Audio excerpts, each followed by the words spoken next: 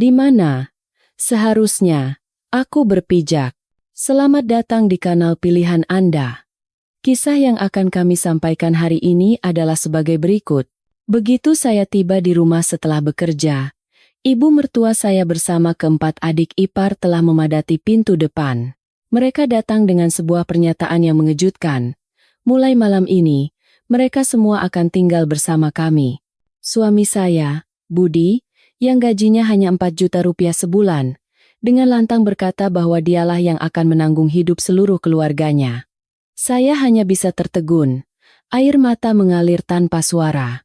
Tidak tahan dengan situasi yang tidak adil ini, saya diam-diam mengemasi barang-barang saya dan pergi ke rumah orang tua. Namun, keputusan saya itu justru membuat keluarga suami gempar dan memunculkan kebenaran yang tak pernah seorang pun duga sebelumnya.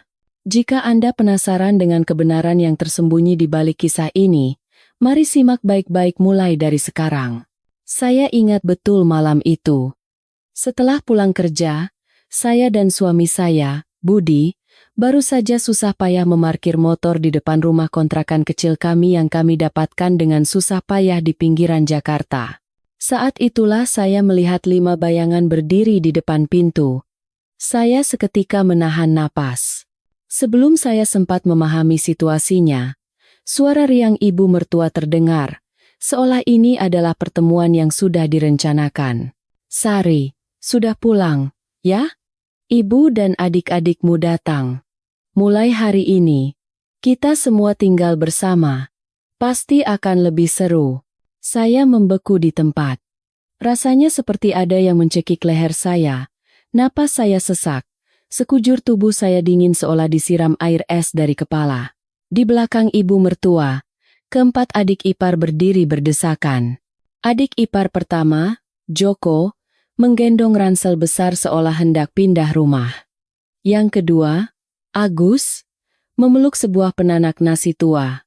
Adik ipar perempuan, Dewi, membawa buntalan besar berisi pakaian yang terlihat berantakan. Dan si bungsu, Adit, yang baru berusia 10 tahun, menarik sebuah kereta dorong bayi tua yang rodanya sudah hampir aus.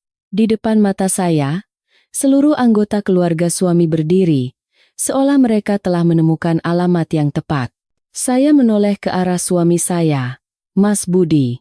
Dia berdiri canggung di sudut pintu, ekspresinya tampak bingung namun anehnya terlihat senang, seolah semua ini adalah hal yang wajar. Saya berusaha menjaga ketenangan dan bertanya dengan hati-hati. "Ibu, kenapa tiba-tiba datang kemari? Apa ada masalah?" Namun, jawaban ibu mertua membuat tangan saya gemetar hingga saya kesulitan menemukan lubang kunci pintu. "Rumah sudah ibu jual. Kalian kan tinggal di sini, jadi bagus kalau kita tinggal bersama. Mulai sekarang, kita sekeluarga besar hidup rukun bersama. Tidak ada yang perlu dikhawatirkan." Saya memandangi rumah kontrakan kami yang sempit ini. Luasnya hanya sekitar 30 meter persegi. Ruang tamu sekaligus kamar tidur, dapur seukuran dapur kos-kosan, dan kamar mandi yang hanya cukup untuk satu orang membalikkan badan. Kami berdua saja sudah merasa sesak. Sekarang ditambah 5 orang lagi. Sebelum saya sempat membuka mulut, ibu mertua melanjutkan. "Budi bilang dia yang akan urus semuanya. Dia kan anak laki-laki sulung, masa tidak bisa menghidupi adik-adiknya?" Jantung saya terasa seperti jatuh. "Benarkah Mas Budi berkata seperti itu?" Saya menatap suami saya. Dia mengangguk dengan tatapan yang anehnya sangat percaya diri. "Iya, aku bisa tanggung jawab. Gajiku memang tidak banyak, tapi aku kan anak sulung. Aku tidak bisa membiarkan ibu dan adik-adikku telantar di jalan." Saat mendengar kalimat gajiku memang tidak banyak, sekujur tubuh saya terasa dingin. Gaji Mas Budi hanya 4 juta rupiah. Dengan uang itu, kami harus membayar sewa rumah 1,5 juta, tagihan listrik dan air 400 ribu, belum lagi biaya transportasi, makan, dan kebutuhan sehari-hari. Kami berdua saja harus mengencangkan ikat pinggang setiap bulan.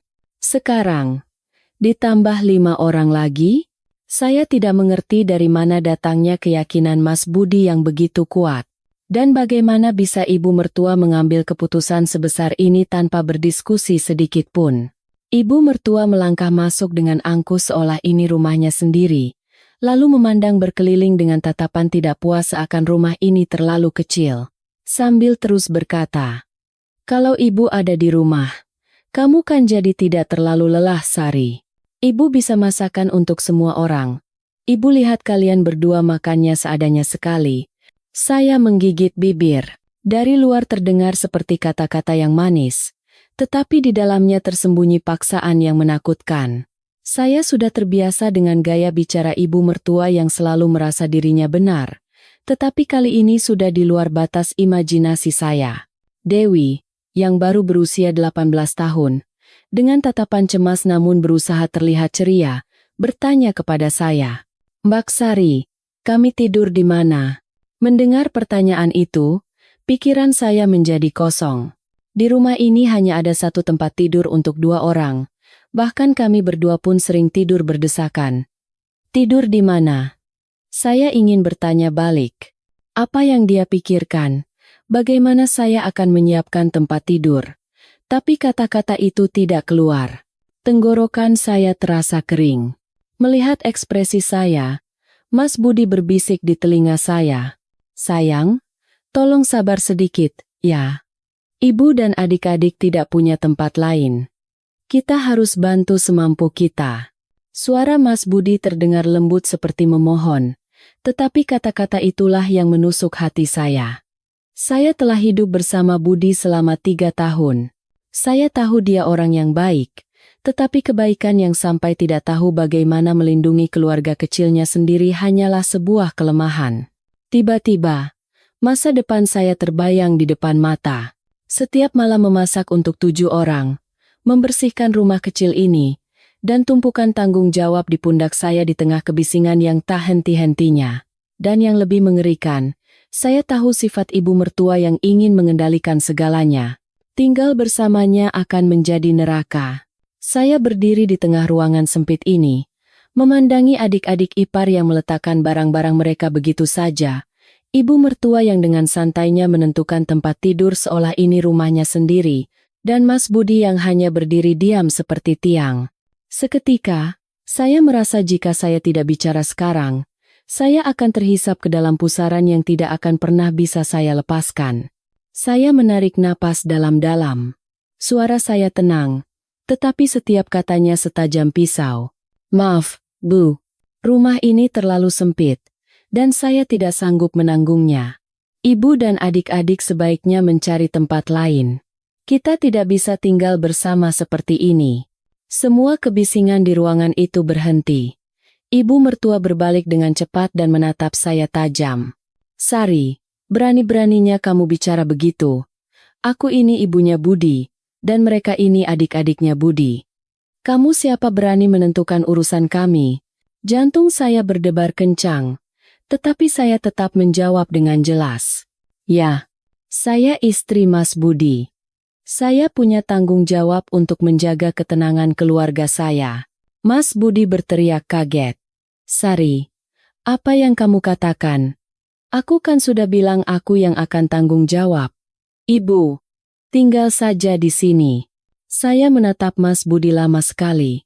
Tatapan saya membuatnya kehilangan kata-kata dan terdiam. Saya masuk ke kamar, mengeluarkan koper, dan mulai mengemasi barang-barang saya. Semua orang hanya diam memperhatikan saya. Seperti bangun dari mimpi buruk dan menghapus jejaknya, saya memasukkan pakaian dan sepatu satu persatu.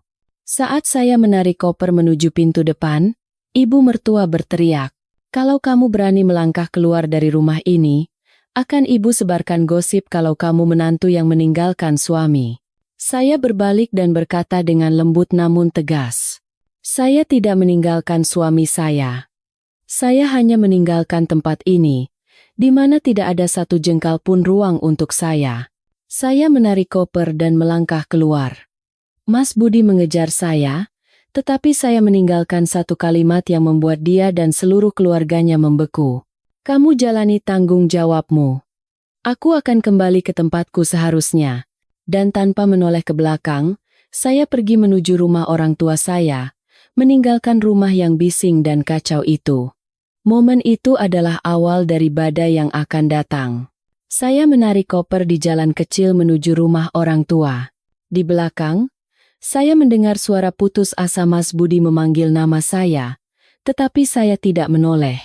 Entah karena angin bertiup kencang atau karena badai di dalam hati saya, setiap langkah terasa berat, seolah menginjak-injak 3 tahun kehidupan pernikahan saya yang penuh pengorbanan.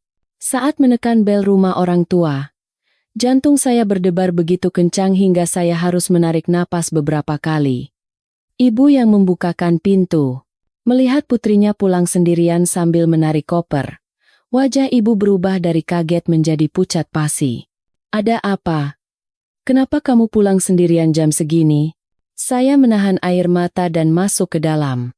"Bu, aku mau menginap di sini beberapa hari." Ibu menatap wajah saya lama. Di matanya tidak ada kemarahan, hanya kekhawatiran. Ibu saya adalah orang yang telah melewati banyak badai dalam hidupnya, jadi hanya dengan melihat wajah lelah saya, beliau tahu ada masalah besar. Ibu diam-diam menarik koper saya ke dalam dan menutup pintu, seolah ingin melindungi saya dari semua kebisingan di luar. Saya duduk di sofa dan menceritakan semuanya pada ibu. Dari kedatangan mendadak ibu mertua dan keempat adik ipar, hingga pernyataan konyol Mas Budi yang akan menghidupi seluruh keluarga dengan gaji 4 juta rupiah. Suara saya tercekat saat menceritakan bagaimana ibu mertua membentak saya dan Mas Budi yang begitu yakin bisa bertanggung jawab. Saya tidak menangis, tetapi rasanya ada lubang besar di dada saya. Setelah mendengar semuanya, ibu terdiam lama, lalu menghela napas panjang. Ibu sudah menduga hari seperti ini akan datang. Sebaik apapun kamu tidak bisa mengubah pemikiran orang lain. Budi memang sayang pada adik-adiknya. Tapi bukan berarti dia boleh membebankan semuanya pada istrinya. Saya menunduk. Rasa sakit dan sedih menyeruak bersamaan dari lubuk hati.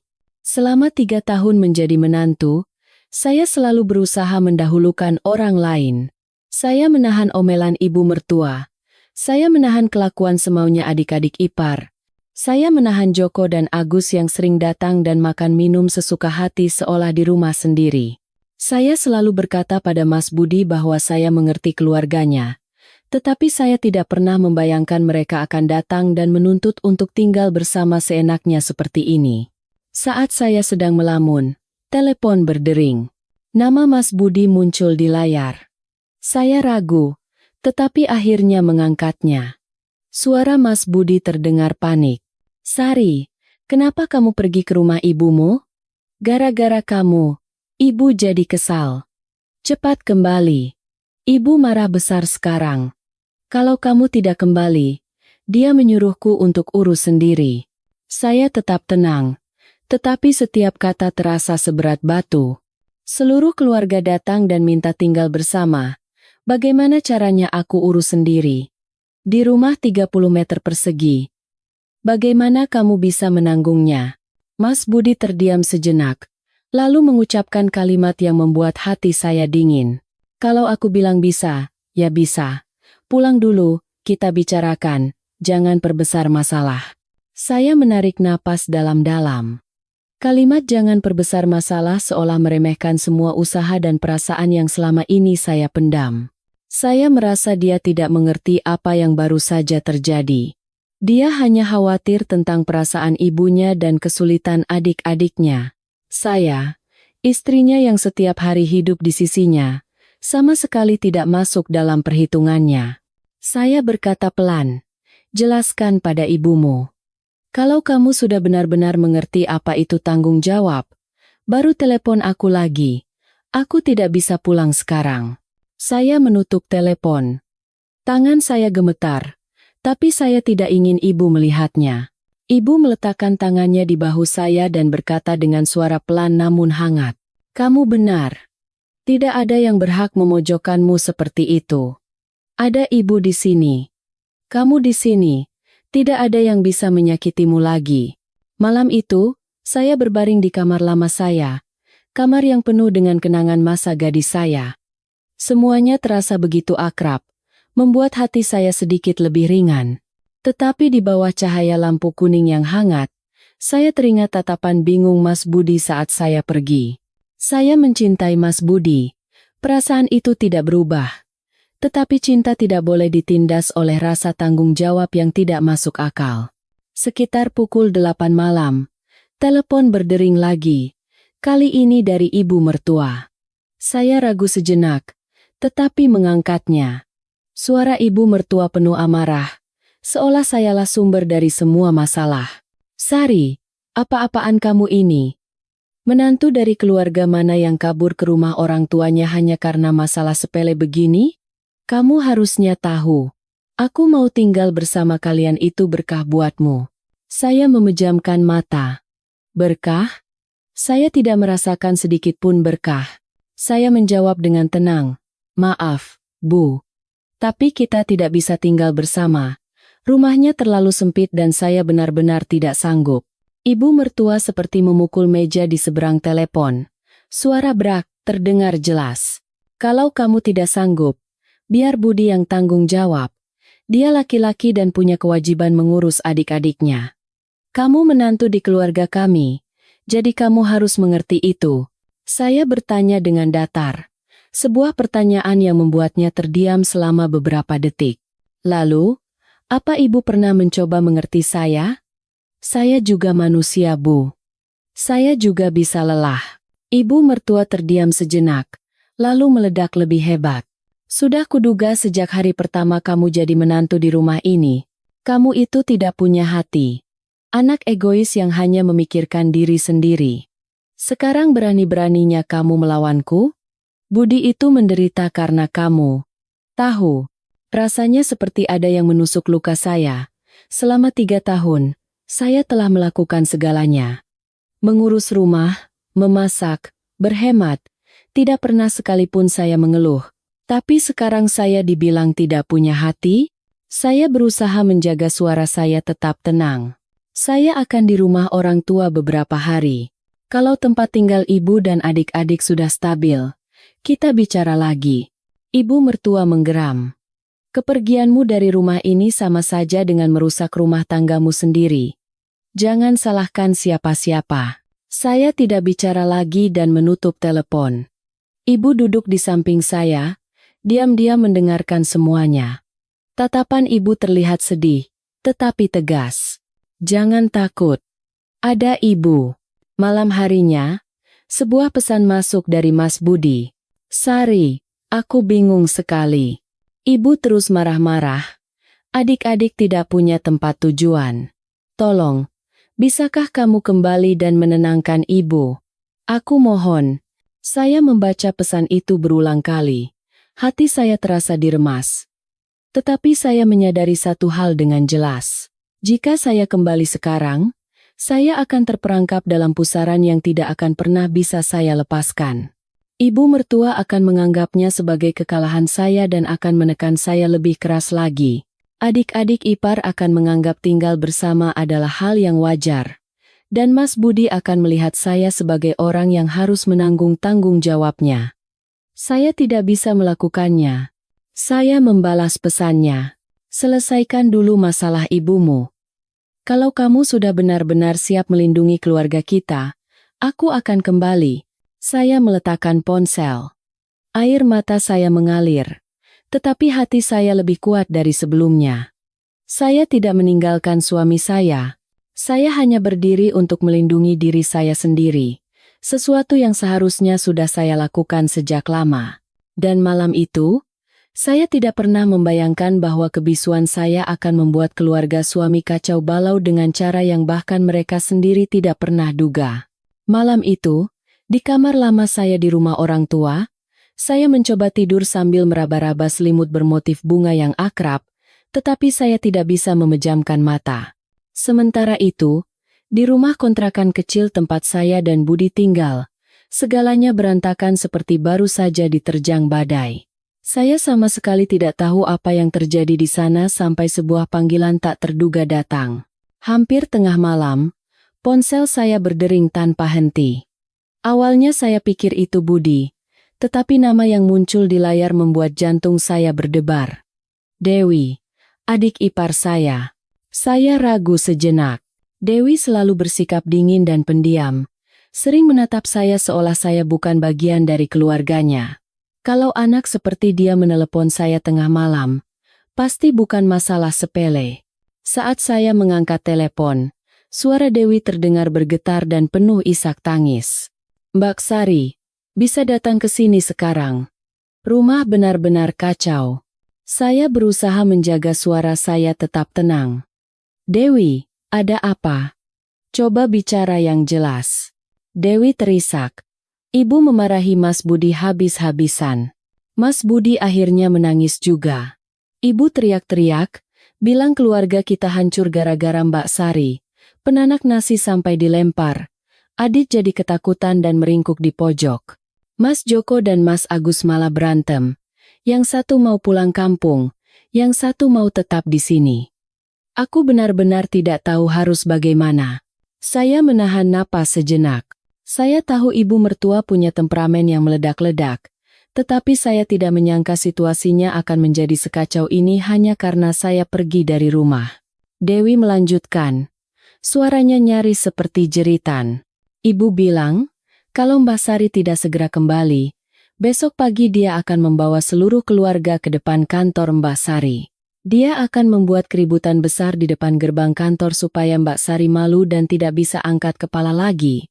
Saya memejamkan mata. Hawa dingin merayap di punggung saya. Ibu yang duduk di samping saya menatap dengan cemas. Saya menggeleng pelan untuk menenangkannya, lalu bertanya pada Dewi, "Mas Budi di mana sekarang?" Dewi terisak. "Mas Budi ada di luar. Dia terduduk di halaman," katanya sesak napas. Jalannya sempoyongan, sepertinya sebentar lagi akan pingsan. Hati saya terasa perih. Meskipun saya marah, saya tidak pernah ingin Budi berada dalam situasi seperti itu. Dia pada dasarnya orang yang baik dan selalu berusaha bertanggung jawab. Kesalahannya kali ini adalah tidak bisa membedakan mana batas kesetiaan pada keluarga besar dan mana tanggung jawab pada keluarga kecil yang harus diutamakan. Saya bertanya lagi, "Apa ibu tahu kamu meneleponku?" Dewi menjawab dengan suara sangat pelan, "Tidak. Kalau tahu, mungkin aku sudah ditampar. Tapi aku takut sekali. Rumah ini seperti medan perang. Kalau Mbak Sari datang dan bicara sepatah kata saja, ibu pasti akan tenang." Saya menghela napas. "Dewi, kalau aku datang sekarang, itu bukan solusi. Ibu kalian akan semakin yakin bahwa dia benar dan aku salah. Dia akan percaya aku harus mengalah tanpa syarat, dan Mas Budi akan semakin terjepit di antara kita." Dewi terdiam lama, lalu tiba-tiba melontarkan pertanyaan yang memberatkan hati saya. "Jadi, Mbak Sari mau meninggalkan keluarga kami begitu saja?" Saya menjawab dengan datar. "Tidak, aku tidak berniat meninggalkan siapapun. Tapi ibu kalian dan Mas Budi harus tahu kalau aku juga punya batas. Kalau aku kembali sekarang, tidak akan ada yang selesai. Itu hanya akan membuat semua orang berpikir akulah yang harus menanggung semua beban." Isak tangis lirih terdengar dari Dewi. "Aku mengerti, tapi aku takut." Saya melembutkan suara saya. "Dewi, aku tahu kamu khawatir. Tapi sekarang semua orang sedang emosi. Semakin banyak bicara akan semakin kacau. Kamu jaga Adit baik-baik. Jangan sampai dia ketakutan. Biarkan saja Joko, Agus, dan Ibu. Jangan ikut campur. Mas Budi juga biarkan sendiri dulu. Besok pagi, kalau pikiran mereka sudah jernih, mereka akan melihat masalah ini dengan benar." Dewi menjawab iya dengan lirih lalu menutup telepon. Percakapan singkat itu meninggalkan beban berat di hati saya. Ibu di samping saya menggenggam tangan saya dengan lembut. "Kamu tidak apa-apa." Saya mengangguk, tetapi mata saya terasa panas. Sekitar 1 jam kemudian, telepon berdering lagi. Kali ini juga dari Budi. Tapi bukan panggilan suara, melainkan panggilan video. Saya ragu sejenak, lalu menjawabnya. Pemandangan pertama di layar membuat saya menahan napas. Budi sedang duduk bersandar di dinding halaman rumah kontrakan. Wajahnya pucat, rambutnya acak-acakan, dan matanya merah bengkak seperti habis menangis semalaman. Di belakangnya, pintu rumah terbuka lebar, dan bersama cahaya terang, terdengar suara teriakan ibu mertua. Dia sudah pergi dari rumah, tapi kamu masih membelanya? Sudah ibu bilang, mana ada anak yang membuang ibunya demi istri, pilih aku atau dia. Budi menatap saya, bibirnya bergetar. Sari, bisa dengarkan aku sebentar? Tolong. Saya berusaha menjaga suara saya setenang mungkin. Bicaralah. Budi menelan ludah. Suaranya begitu lemah seolah akan pingsan. Aku salah. Aku pikir aku bisa menanggung semuanya. Aku pikir aku bisa menjaga ibu, adik-adik, dan kamu. Tapi sekarang semuanya hancur. Aku tidak sanggup lagi. Saya diam mendengarkannya. Budi menunduk. Aku tahu kamu lelah. Aku tahu kamu sudah banyak bersabar selama 3 tahun ini. Tapi aku tidak menyangka kamu akan pergi di saat ibu dan adik-adik sedang kesulitan. Saya menggenggam ponsel dengan erat. Kata-katanya menyiratkan bahwa dia berpikir sayalah yang meninggalkan mereka. Apa kamu tahu kalau aku ini manusia? Aku juga punya batas. Aku juga bisa merasa takut. Budi mengangkat kepalanya. Air mata mengalir dari matanya yang merah. Sekarang aku tahu. Setelah kamu pergi, aku baru melihat semuanya hancur berantakan. Tanpamu, aku merasa seperti akan robek ditarik dari 2 sisi. Kata-katanya membuat hati saya luluh. Tetapi saya tidak bisa mengubah pendirian saya. Sudahkah kamu bilang pada ibumu bahwa kita harus melindungi keluarga kita dulu? Budi menggeleng. Suaranya tercekat. Ibu tidak mau dengar. Kalau aku membelamu, beliau bilang akan mati di depanku. Kamu tahu kan sifat ibu? Saya menghela napas.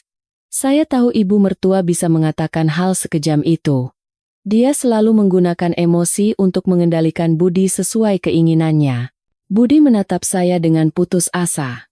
Sari, bisakah kamu kembali malam ini saja?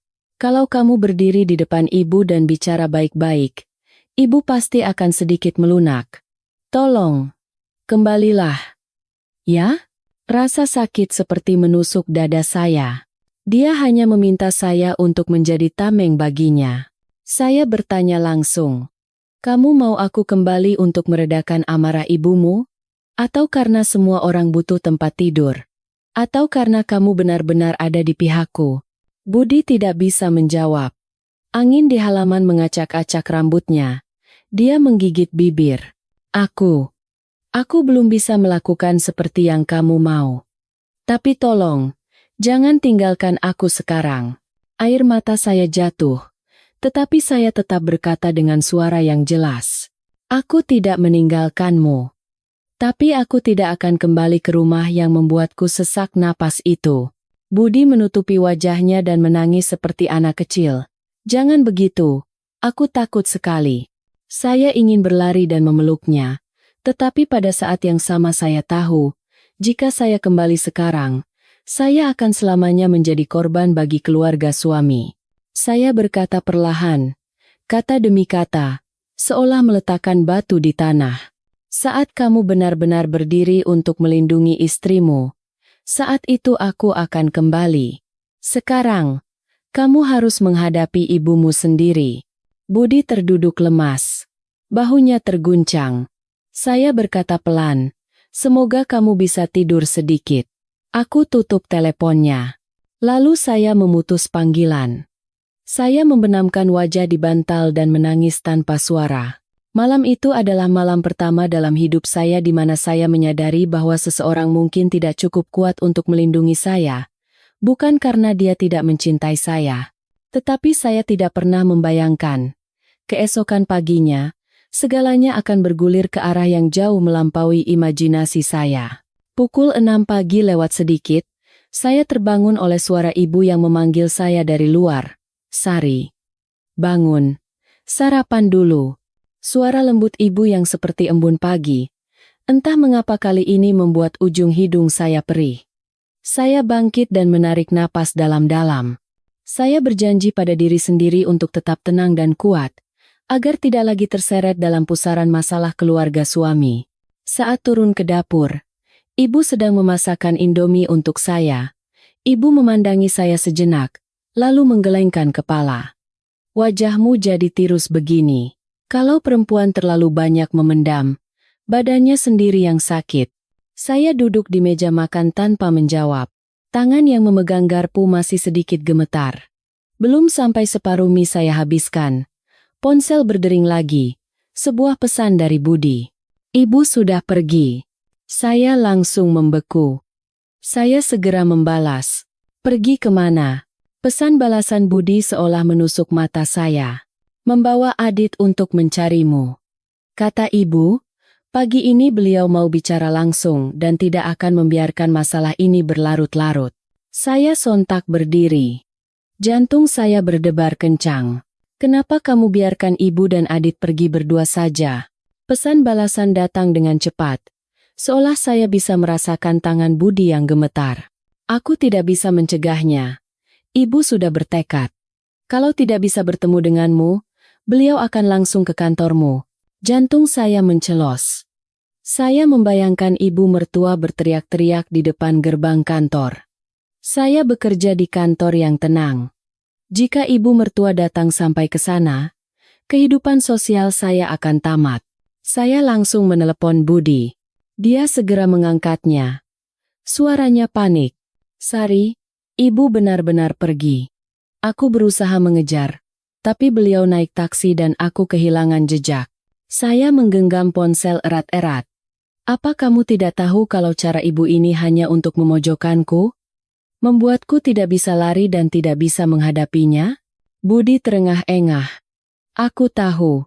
Tapi kalau aku melarangnya, beliau bilang akan memutuskan hubungan denganku. Sari, ibu sekarang sedang sangat emosional. Mendengar itu, sekujur tubuh saya terasa dingin.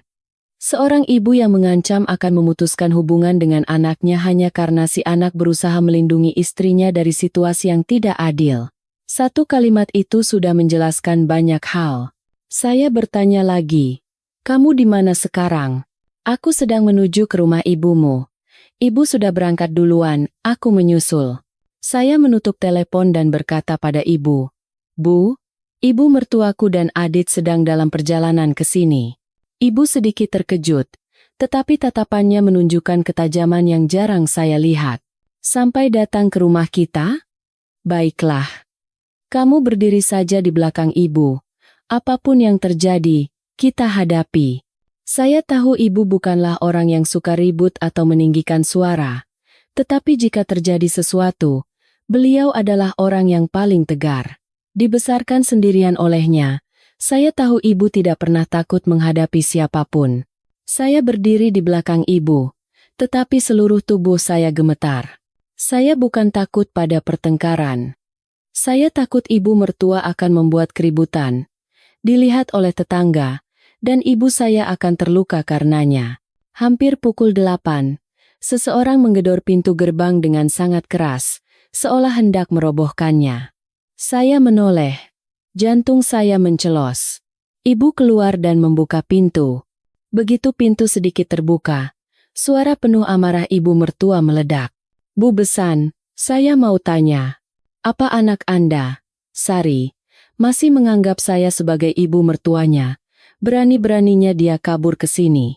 Ibu terdiam sejenak, lalu berkata perlahan, Bu Besan, sebaiknya masuk dulu dan kita bicara di dalam. Berteriak-teriak di luar begini tidak baik dilihat orang. Tetapi ibu mertua tidak peduli. Dia mendorong gerbang dengan kasar dan masuk sambil menyeret Adit. Anak itu tampak sangat ketakutan. Matanya merah. Ibu mertua masuk ke rumah dengan angkuh seolah datang untuk menginterogasi seorang penjahat, lalu menunjuk wajah saya. Sari, kamu benar-benar tidak punya sopan santun. Sudah disuruh pulang? Masih tidak mau pulang?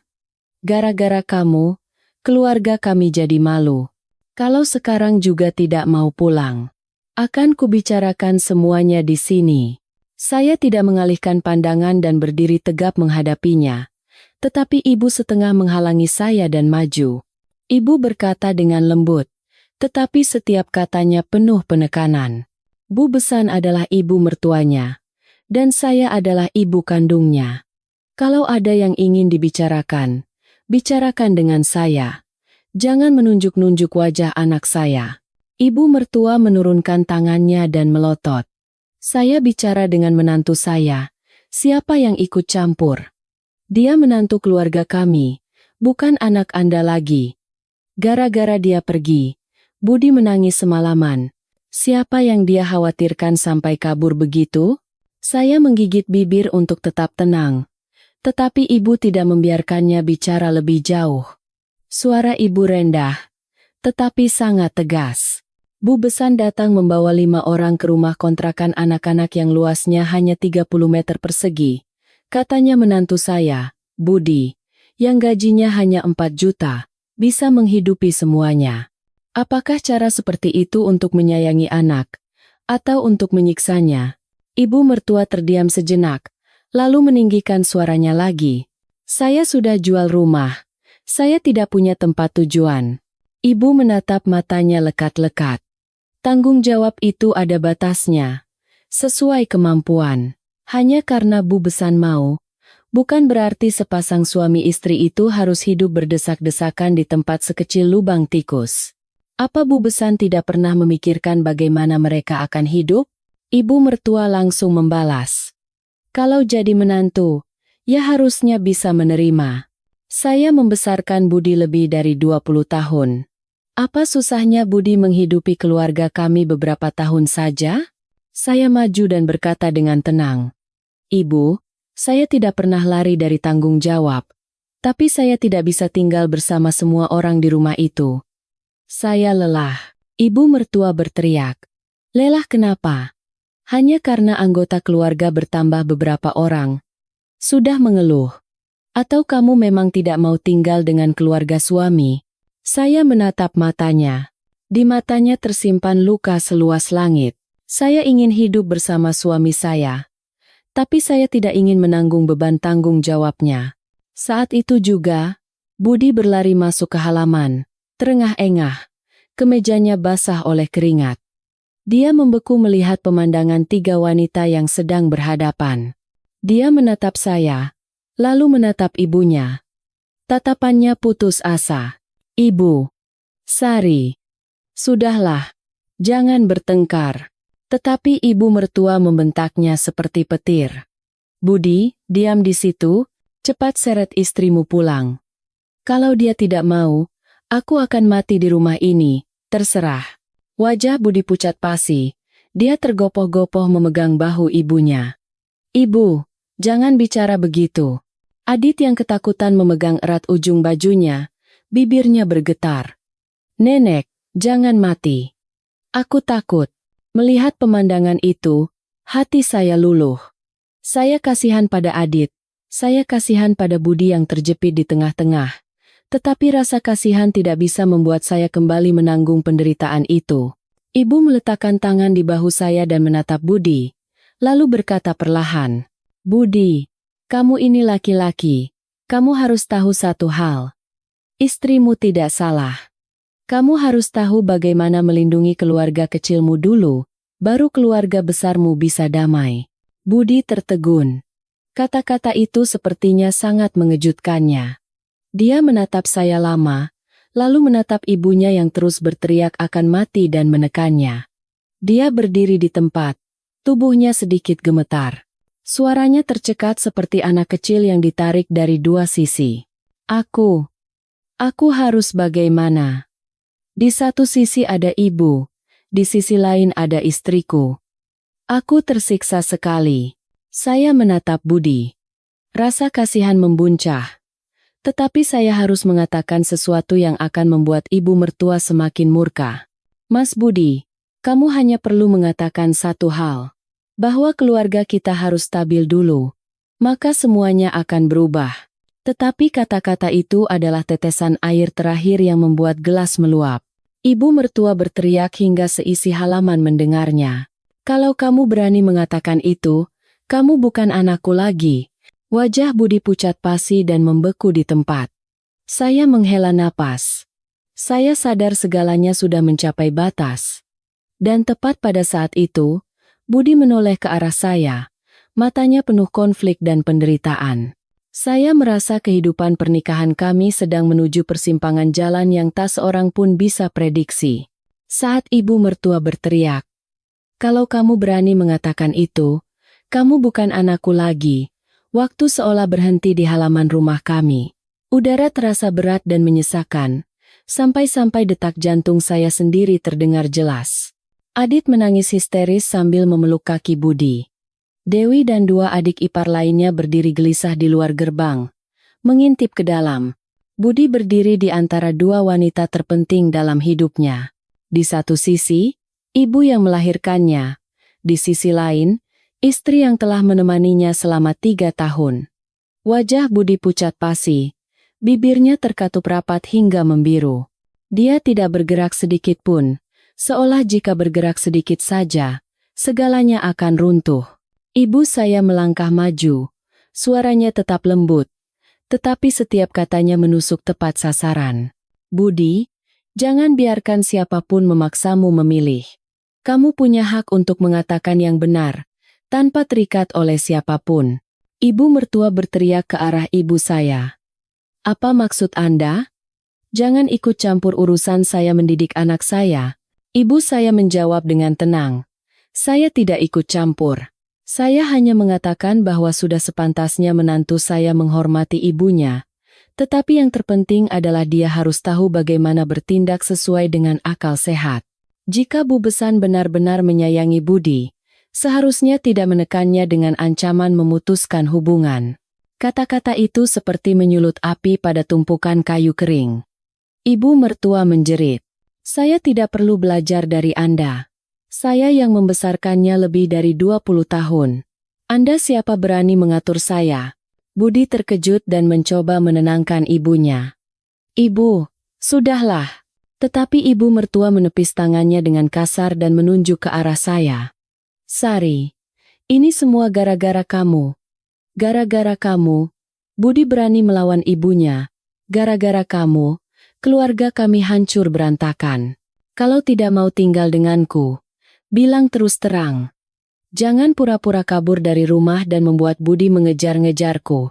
Mendengar itu, amarah saya memuncak. Saya menjawab perlahan, "Ibu, saya tidak sedang bersandiwara.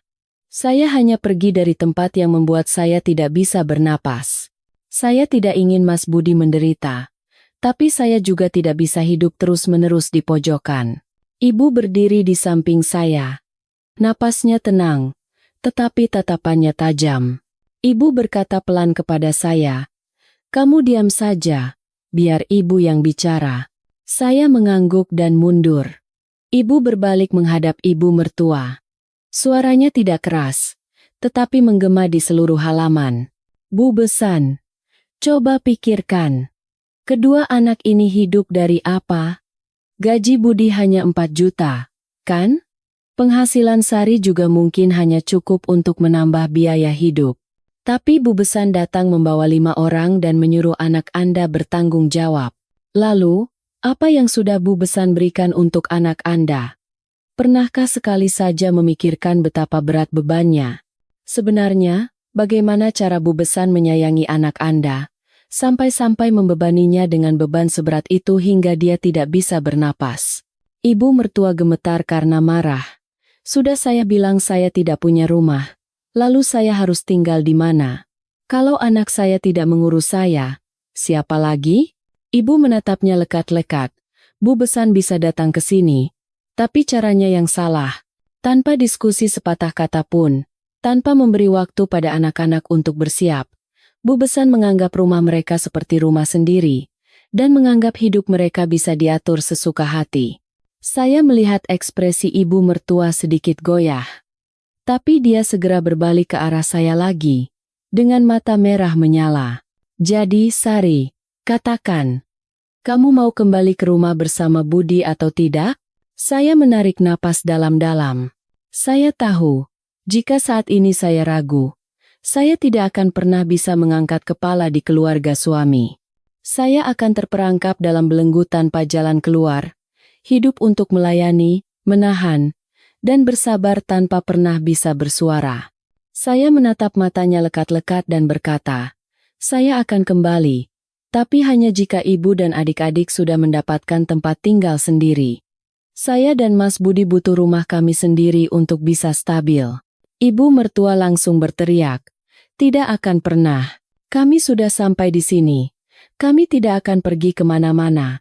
Kalau kamu tidak kembali, jangan salahkan aku. Adit menangis lebih keras sambil memeluk ibunya. Nenek, jangan marah. Jangan teriak-teriak. Dewi memeluk adiknya sambil berlinang air mata. Joko dan Agus yang berada di luar gerbang tidak berani masuk, takut terseret dalam pertengkaran ini. Saya tetap menjaga suara saya tetap tenang. Ibu, jika ibu menyuruh saya memilih antara tunduk dan kembali, atau tetap di rumah orang tua demi kedamaian, maka saya akan memilih kedamaian. Saat saya mengatakan itu, wajah Budi pucat pasi. Dia berteriak, Sari, jangan bicara begitu. Saya berbalik menghadap Budi. Saya menatapnya lama, lalu bertanya, lalu, kamu mau bagaimana? Kamu mau aku hidup di rumah sesempit kotak, memasak untuk 7 orang, tidur berdesakan seperti semut, dan menahan makian setiap hari, atau kamu ingin sebuah keluarga yang semestinya? Budi tidak bisa menjawab. Pertanyaan saya seperti pisau yang membelah dadanya. Saya melihatnya gemetar pelan dan menatap ke bawah. Dadanya naik turun. Tepat pada saat itu, ibu saya tiba-tiba melontarkan satu kalimat yang mengubah suasana sepenuhnya. Kalau Bu Besan memang tidak punya tempat tujuan, Budi dan Sari bisa tinggal di rumah saya. Di rumah ini ada satu kamar kosong. Saya bisa menghidupi mereka berdua. Semua pandangan langsung tertuju pada ibu. Budi membelalakan mata. Dewi kehilangan kata-kata. Dan ibu mertua, seolah disambar petir, berteriak, tidak bisa. Anakku tinggal di sini? Apa Anda sekarang mau memisahkan anakku dariku? Ibu menjawab dengan tenang. Saya hanya memberikan solusi. Kalau Bu Besan tidak mau mengalah, kedua anak ini juga harus punya tempat tinggal kan? Ibu mertua terengah-engah. Tangannya gemetar. Sepertinya dia akan pingsan. Budi segera menopangnya dan berkata dengan suara gemetar. Ibu, tenang. Bu, jangan emosi. Adit kembali menangis histeris. Isak tangis anak itu membuat hati saya ikut sesak. Dan tiba-tiba, Budi melepaskan ibunya dan berdiri di tengah halaman. Dia menarik napas dalam-dalam, seolah mengumpulkan semua keberaniannya. Dia menatap ibunya, lalu menatap saya. Tatapannya penuh penderitaan, tetapi lebih tegas dari sebelumnya. Ibu, maafkan saya. Tapi saya tidak bisa lagi membiarkan Sari menderita. Saya harus melindungi istri saya dulu. Ibu adalah ibu saya sayang ibu, tapi sebagai seorang suami, saya harus menjalankan tanggung jawab saya. Kata-kata itu jatuh seperti guntur di halaman. Ibu mertua membeku selama beberapa detik, lalu berteriak, kamu memilih istrimu? Berani-beraninya kamu memilih istrimu. Budi menunduk. Suaranya bergetar, tetapi setiap katanya jelas. Saya tidak memilih siapapun. Tapi saya harus hidup dengan benar. Saya dan Sari butuh rumah kami sendiri. Saya tidak bisa membiarkan istri saya terpojok sampai harus pergi dari rumah. Dewi terkejut dan menutup mulutnya. Adit hanya berdiri diam dengan mata terbelalak. Di luar gerbang, Joko dan Agus juga membeku seolah kepala mereka dipukul. Saya berdiri di tempat, merasakan seluruh tubuh saya mendingin. Bukan karena takut, karena saya tahu betapa sulitnya satu kalimat itu bagi Budi. Selama 3 tahun pernikahan, saya tidak pernah sekalipun melihat Budi menentang keinginan ibunya. Ibu mertua terhuyung seolah akan jatuh. Budi segera mencoba menopangnya, tetapi dia menepis tangannya dan berteriak di tengah rumah kami. Mulai hari ini, aku tidak punya anak bernama Budi. Adit menjerit. Nenek, Jangan begitu. Jangan buang kakak. Tetapi ibu mertua berbalik, mengangkat Adit, lalu tanpa menoleh, langsung berjalan keluar dari gerbang. Dewi menatap saya sejenak dengan tatapan campur aduk antara takut dan kasihan, lalu berlari menyusul ibunya. Joko dan Agus tampak bingung, menatap Budi. Wajah mereka menunjukkan ketidakpastian harus berpihak pada siapa. Budi hanya berdiri di tempat. Kedua tangannya terkulai lemas, matanya memerah. Dan saya tahu, setelah satu kalimat itu, kehidupan keluarga ini telah berbelok ke arah yang sama sekali berbeda. Tetapi saya tidak pernah menyangka, hari-hari yang akan datang akan membawa badai yang jauh lebih besar dari apapun yang pernah saya bayangkan. Setelah ibu mertua menyatakan, mulai hari ini, aku tidak punya anak bernama Budi. Dia menyeret Adit dan menghilang dari gerbang dengan ekspresi marah dan terluka. Dewi, takut ibunya akan pingsan, segera menyusulnya. Joko dan Agus membeku selama beberapa detik, lalu mengikuti mereka dengan wajah tegang. Budi, dengan pakaian lusuh dan kusut, rambut acak-acakan, dan mata merah bengkak, hanya berdiri di tengah halaman rumah ibu saya. Seperti seseorang yang kehilangan separuh jiwanya. Saya memandangnya, merasakan hati saya seberat batu. Ibu mendekat dan meletakkan tangan di bahunya. Budi, masuk dulu, cuci muka dan istirahatlah. Tenangkan pikiranmu. Budi mengangguk dan melangkah masuk dengan langkah gontai. Dia tampak seperti seseorang yang baru saja melewati hutan yang porak-poranda oleh badai dahsyat.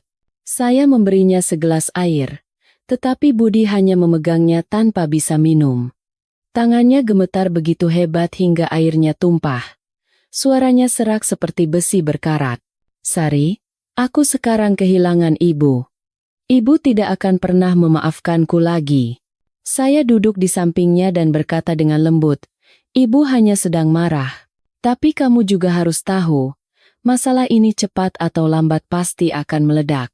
Ibu sudah terbiasa mengendalikan seluruh hidupmu.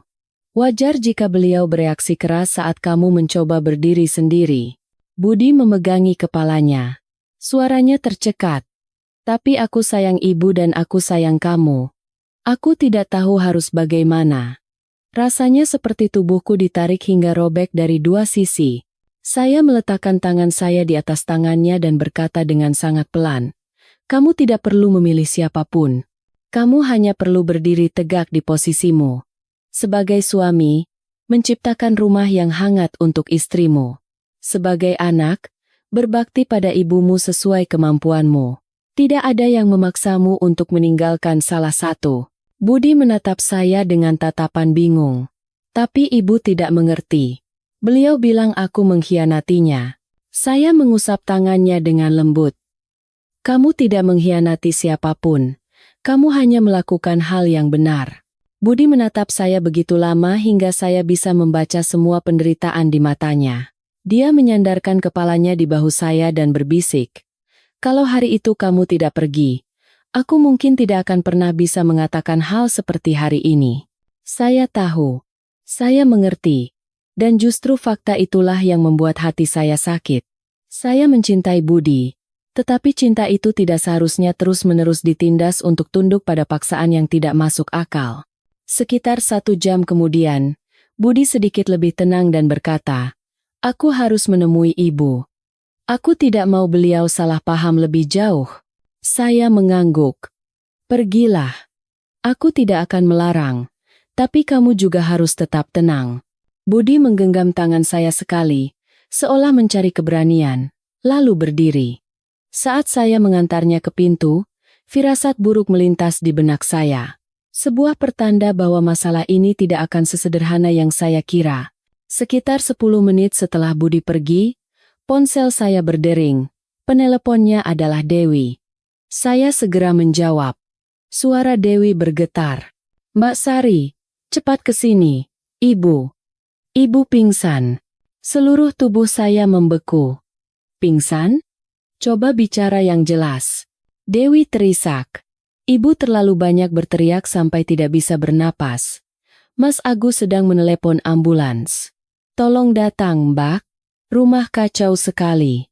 Saya tidak punya waktu untuk berpikir lagi. Saya berlari ke arah ibu dan berteriak, "Bu, ibu mertua pingsan. Saya harus ke sana." Ibu melepaskan celemeknya dan langsung berkata, "Kita pergi bersama." Kami naik motor. Saya yang menyetir.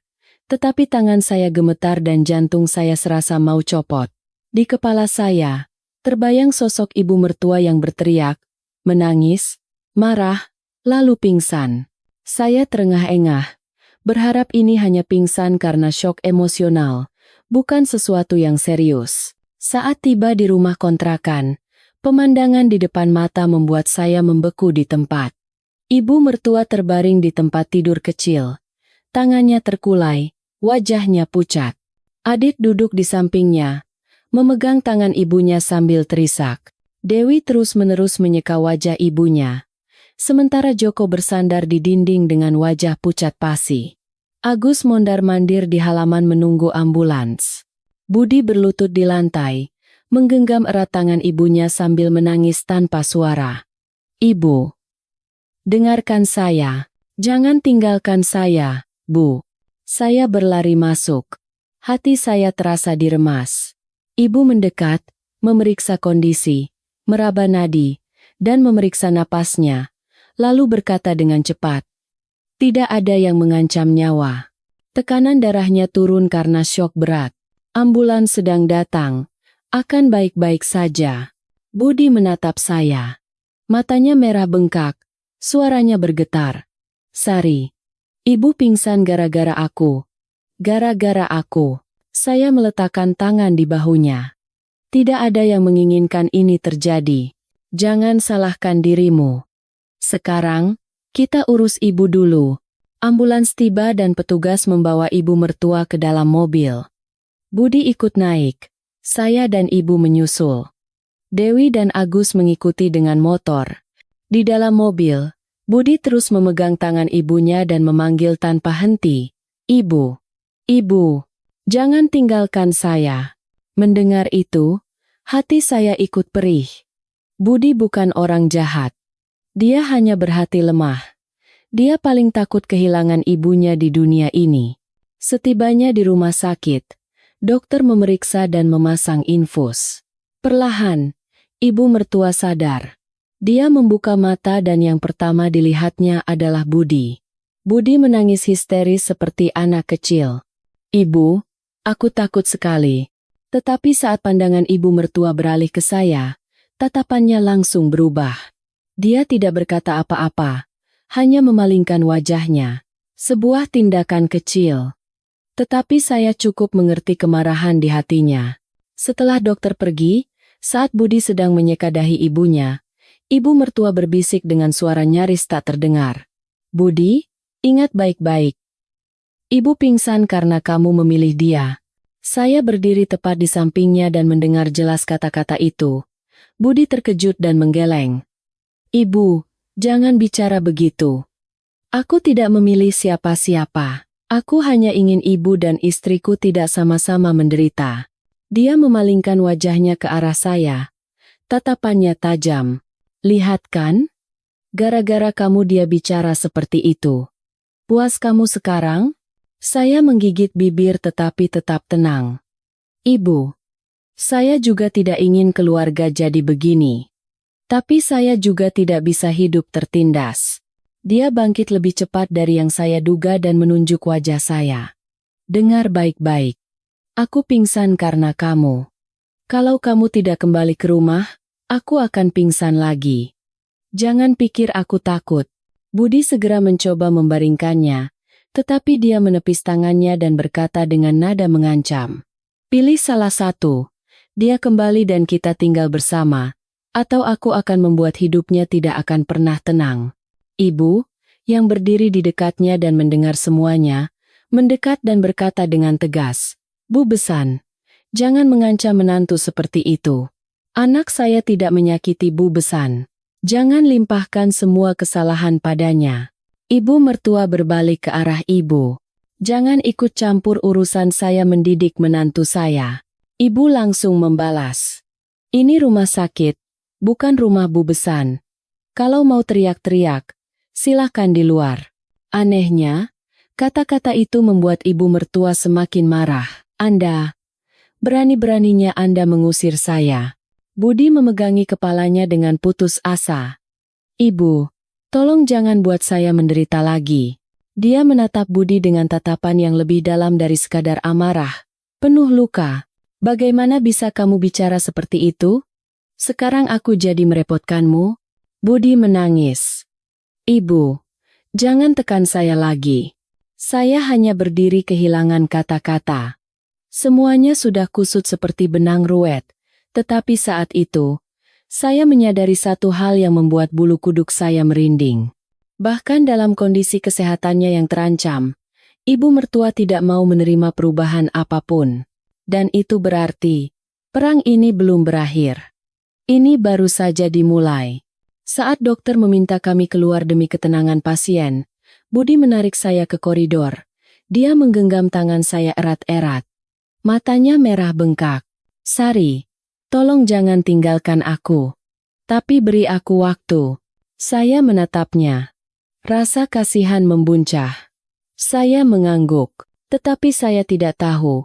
Di saat Budi sedang berhati lemah dan ibu mertua bersikeras, sebuah insiden lain sedang diam-diam disiapkan.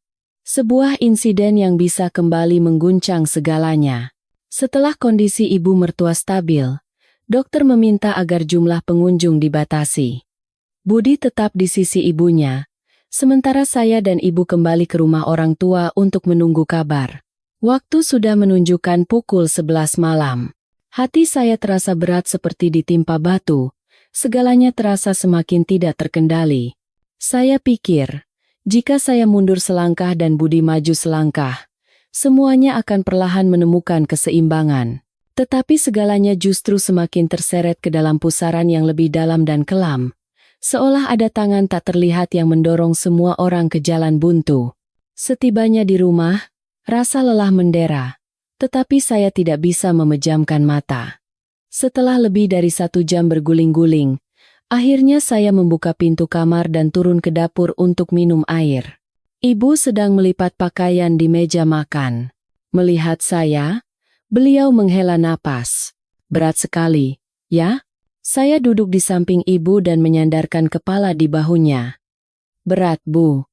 Tapi aku tidak mau menyerah. Ibu mengusap punggung saya dengan lembut. Kamu tidak melakukan kesalahan apapun. Hanya saja orang-orang itu masih menolak kebenaran. Saya terdiam, lalu melontarkan pertanyaan yang selama ini selalu saya takuti. Bu, kalau masalahnya menjadi tidak terkendali, aku harus bagaimana? Ibu meletakkan tangannya di atas tangan saya dan menggenggamnya pelan. Jangan berpikir terlalu jauh.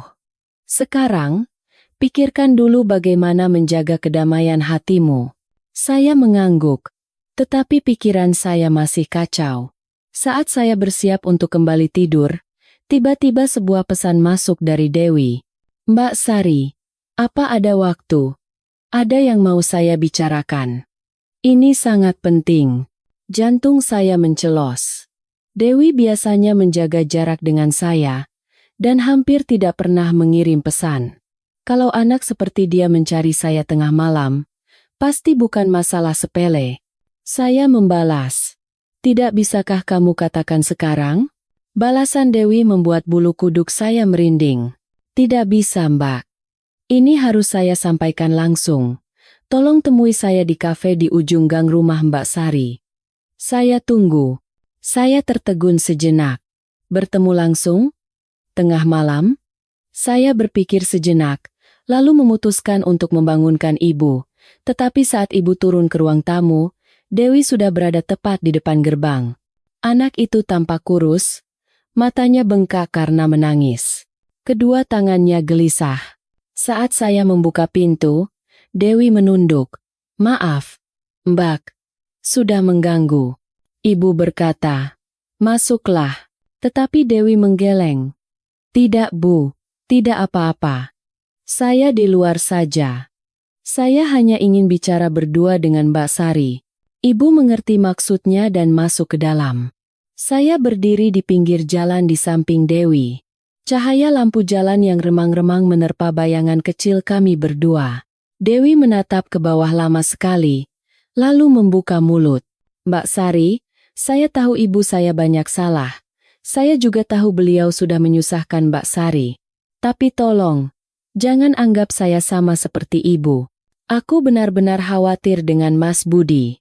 Saya berkata dengan lembut. Aku mengerti. Kamu tidak salah. Dewi menggigit bibirnya hingga nyaris berdarah. Lalu dengan tangan gemetar, dia mengeluarkan secari kertas terlipat dari sakunya dan memberikannya kepada saya. Tolong simpan ini, Mbak. Tadi saya temukan di dalam barang-barang ibu. Saya membuka kertas itu. Awalnya saya tidak mengerti, tetapi semakin saya membacanya, jantung saya semakin dingin. Itu adalah surat jual beli rumah. Tetapi yang membuat saya terkejut bukanlah fakta bahwa rumah itu telah dijual, melainkan harga jualnya. 800 juta rupiah. Saya membacanya lagi. Tidak salah. Saya menatap Dewi. Rumah kalian dijual seharga ini. Tapi ibumu bilang tidak punya uang sepeser pun? Dewi mengangguk. Matanya berkaca-kaca. Iya. Ibu bilang uang rumah itu untuk bayar utang dan membesarkan kami. Tapi sepertinya tidak ada utang yang dibayar. Ibu hanya bilang uang itu disimpan untuk jaga-jaga kalau Mas Budi tidak sanggup menanggung kami. Saya tidak berani bertanya lebih jauh. Saya takut dipukul ibu. Tangan saya gemetar. Semua kepingan puzzle mulai menyatu. Ibu mertua bukannya tidak punya tempat tujuan. Dia memegang uang tunai sebesar 800 juta rupiah. Lalu, mengapa dia bersikeras tinggal bersama Budi? Dewi menatap saya dan berkata dengan suara tercekat. Mbak, ibu tidak mau bayar sewa rumah. Katanya kalau tinggal di rumah Mas Budi, bisa hemat uang, dan uangnya nanti bisa dipakai untuk bangun rumah baru. Ibu tidak mau menghambur-hamburkan uang. Saya membeku di tempat. Semua penderitaan yang dialami Budi, semua pertengkaran, ancaman akan mati, semua paksaan itu bukan karena ibu mertua tidak punya tempat tinggal, tetapi hanya karena dia tidak mau membayar sewa rumah. Saya bertanya pelan. Apa kamu sudah berpikir matang-matang memberikan surat ini padaku? Dewi mengangguk. Air matanya menetes. Mak, saya kasihan sekali dengan Mas Budi. Dia sangat menderita karena ibu. Saya tidak mau Mas Budi kehilangan kebahagiaannya karena ibu. Tolong simpan ini. Nanti kalau perlu, tunjukkan pada Mas Budi. Dia juga harus tahu kebenarannya. Saya memegang kertas itu, merasakan gelombang besar bergejolak di dalam hati. Dewi menatap saya dengan tatapan memohon. Tolong jangan bilang ke ibu kalau saya yang memberikannya. Kalau tahu saya bisa dipukuli sampai mati. Saya memeluk Dewi dan berkata dengan lembut. Aku tidak akan bilang. Jangan khawatir. Dewi menangis sesaat, lalu pergi. Saya memandangi punggungnya yang menghilang ke dalam kegelapan, merasakan badai di dalam hati. Ibu yang berkata tidak punya apa-apa, yang berkata menderita dan putus asa. Tetapi kenyataannya, dia memegang 800 juta rupiah dan memaksa anaknya yang bergaji 4 juta untuk menafkahi 5 orang. Dia punya uang untuk menyewa rumah yang layak, tetapi memilih untuk menumpang di rumah sempit anaknya. Bukan karena tidak punya uang, tetapi karena tidak mau mengeluarkan uang. Saya tidak bisa tidur semalaman. Kertas itu terus terbayang di depan mata. Itu seperti sebuah bom waktu kecil. Jika diledakkan pada saat yang tepat, ia bisa mengubah segalanya. Keesokan paginya, saya membawa sarapan ke rumah sakit. Budi sedang menyuapi ibunya bubur. Dia berbaring miring, pura-pura tidak melihat saya. Budi berdiri. Sari, kamu bawa makanan. Saya mengangguk, tetapi pandangan saya tidak lepas dari ibu mertua. Sepertinya dia menyadari bahwa saya mengetahui sesuatu. Dia melirik saya dengan tatapan penuh kewaspadaan. Saya tahu saya tidak bisa menyimpan kebenaran ini lama-lama. Tapi kapan waktu yang tepat untuk meledakkannya? Jika salah waktu, Budi bisa benar-benar hancur. Saya berdiri di luar kamar pasien, Tangan saya sedikit gemetar, jantung saya berdebar. Di kepala saya, kata-kata Dewi terus terngiang. Nanti kalau perlu, tunjukkan pada Mas Budi. Kapan nanti itu? Saat ibu mertua sudah pulih? Atau saat dia mulai menekan Budi lagi? Sebelum saya sempat menemukan jawaban atas pertanyaan itu, ibu mertua tiba-tiba membuka mulut. Budi, sini. Ibu mau bicara. Saya terkejut. Bukan saya yang dipanggil, tetapi Budi. Suaranya begitu lembut hingga membuat bulu kuduk saya merinding. Saya merasa ibu mertua mulai mencurigai sesuatu dan sedang mempersiapkan sesuatu yang tak terduga. Saat ibu mertua memanggil, Budi, sini, ibu mau bicara. Saya langsung merasakan hawa dingin merayap di punggung saya. Suaranya begitu lembut. Sulit dipercaya bahwa dia adalah orang yang baru saja membentak anaknya dan pingsan karena syok. Bagaimana bisa dia mengubah suaranya secepat itu? Budi menoleh ke arah saya dengan tatapan cemas. Saya mengangguk pelan, memberinya isyarat untuk masuk, tetapi hati saya terasa sangat tegang. Saya mundur dan tidak melepaskan pandangan dari mereka berdua dari luar pintu kamar. Ibu mertua mencoba untuk duduk. Budi dengan lembut mencoba membantunya, tetapi dia menepis tangannya. Ibu bisa duduk sendiri. Tutup pintunya. Ada yang mau ibu bicarakan berdua saja. Kata-katanya membuat saya sedikit terkejut. Dia tidak ingin saya mendengarnya. Pintu kamar ditutup, hanya menyisakan celah yang sangat tipis. Saya tidak bermaksud menguping, tetapi suara ibu mertua semakin keras hingga saya tidak bisa tidak mendengarnya. Dia memulai dengan suara lemah, seolah dia adalah orang yang paling terluka. Budi, dari kemarin sampai hari ini, ibu sudah banyak berpikir. Mungkin karena ibu sudah tua, jadi terlalu emosional dan mengatakan hal-hal yang menyakiti hatimu. Meskipun saya mendengarnya dari luar, bulu kuduk saya merinding. Ibu mertua minta maaf. Itu hal yang mustahil. Saya kenal wanita itu. Dia bisa menangis, memukul, berteriak, dan menekan seseorang untuk mengikuti kemauannya. Tetapi kata maaf adalah sesuatu yang belum pernah saya dengar sejak saya menjadi menantunya. Suara Budi tercekat. Ibu, aku tidak pernah menyalahkan ibu. Dia menggenggam tangannya dan berkata dengan suara gemetar. Ibu tahu betapa sayangnya kamu pada ibu. Sejak ayahmu meninggal, kamulah satu-satunya tiang penyangga bagi ibu. Budi menunduk. Bahunya terkulai. Ibu mertua melanjutkan dengan suara yang lebih pelan, seolah ingin memancing simpati. Tapi, nak, kamu tidak akan mengerti. Ibu menjual rumah itu demi masa depan adik-adikmu. Ibu tidak memberitahumu karena ibu takut kalau kamu tahu ibu punya uang, kamu akan menyuruh ibu mencari kontrakan. Dan dengan begitu, kamu akan melarang ibu datang ke sini. Dari luar, saya mengepalkan tangan. Ibu saya, yang duduk di kursi tak jauh dari situ, melirik saya. Tatapannya penuh kewaspadaan. Saya tahu ibu mertua sedang mengalihkan pembicaraan. Budi bertanya pelan, ibu jual rumahnya berapa? Saya menahan napas. Jantung saya serasa mau meledak. Ibu mertua menjawab seketika, tanpa ragu sedetik pun. Dapat 100 juta lebih sedikit. Setelah bayar utang, sekarang benar-benar tidak ada sisa. Makanya ibu terpaksa bergantung padamu.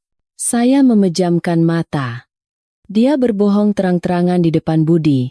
Kertas yang diberikan Dewi jelas-jelas tertulis 800 juta. Budi menghela napas. Suaranya terdengar sedih. Ibu sudah banyak berkorban, ya. Ibu mertua menggenggam tangannya lebih erat.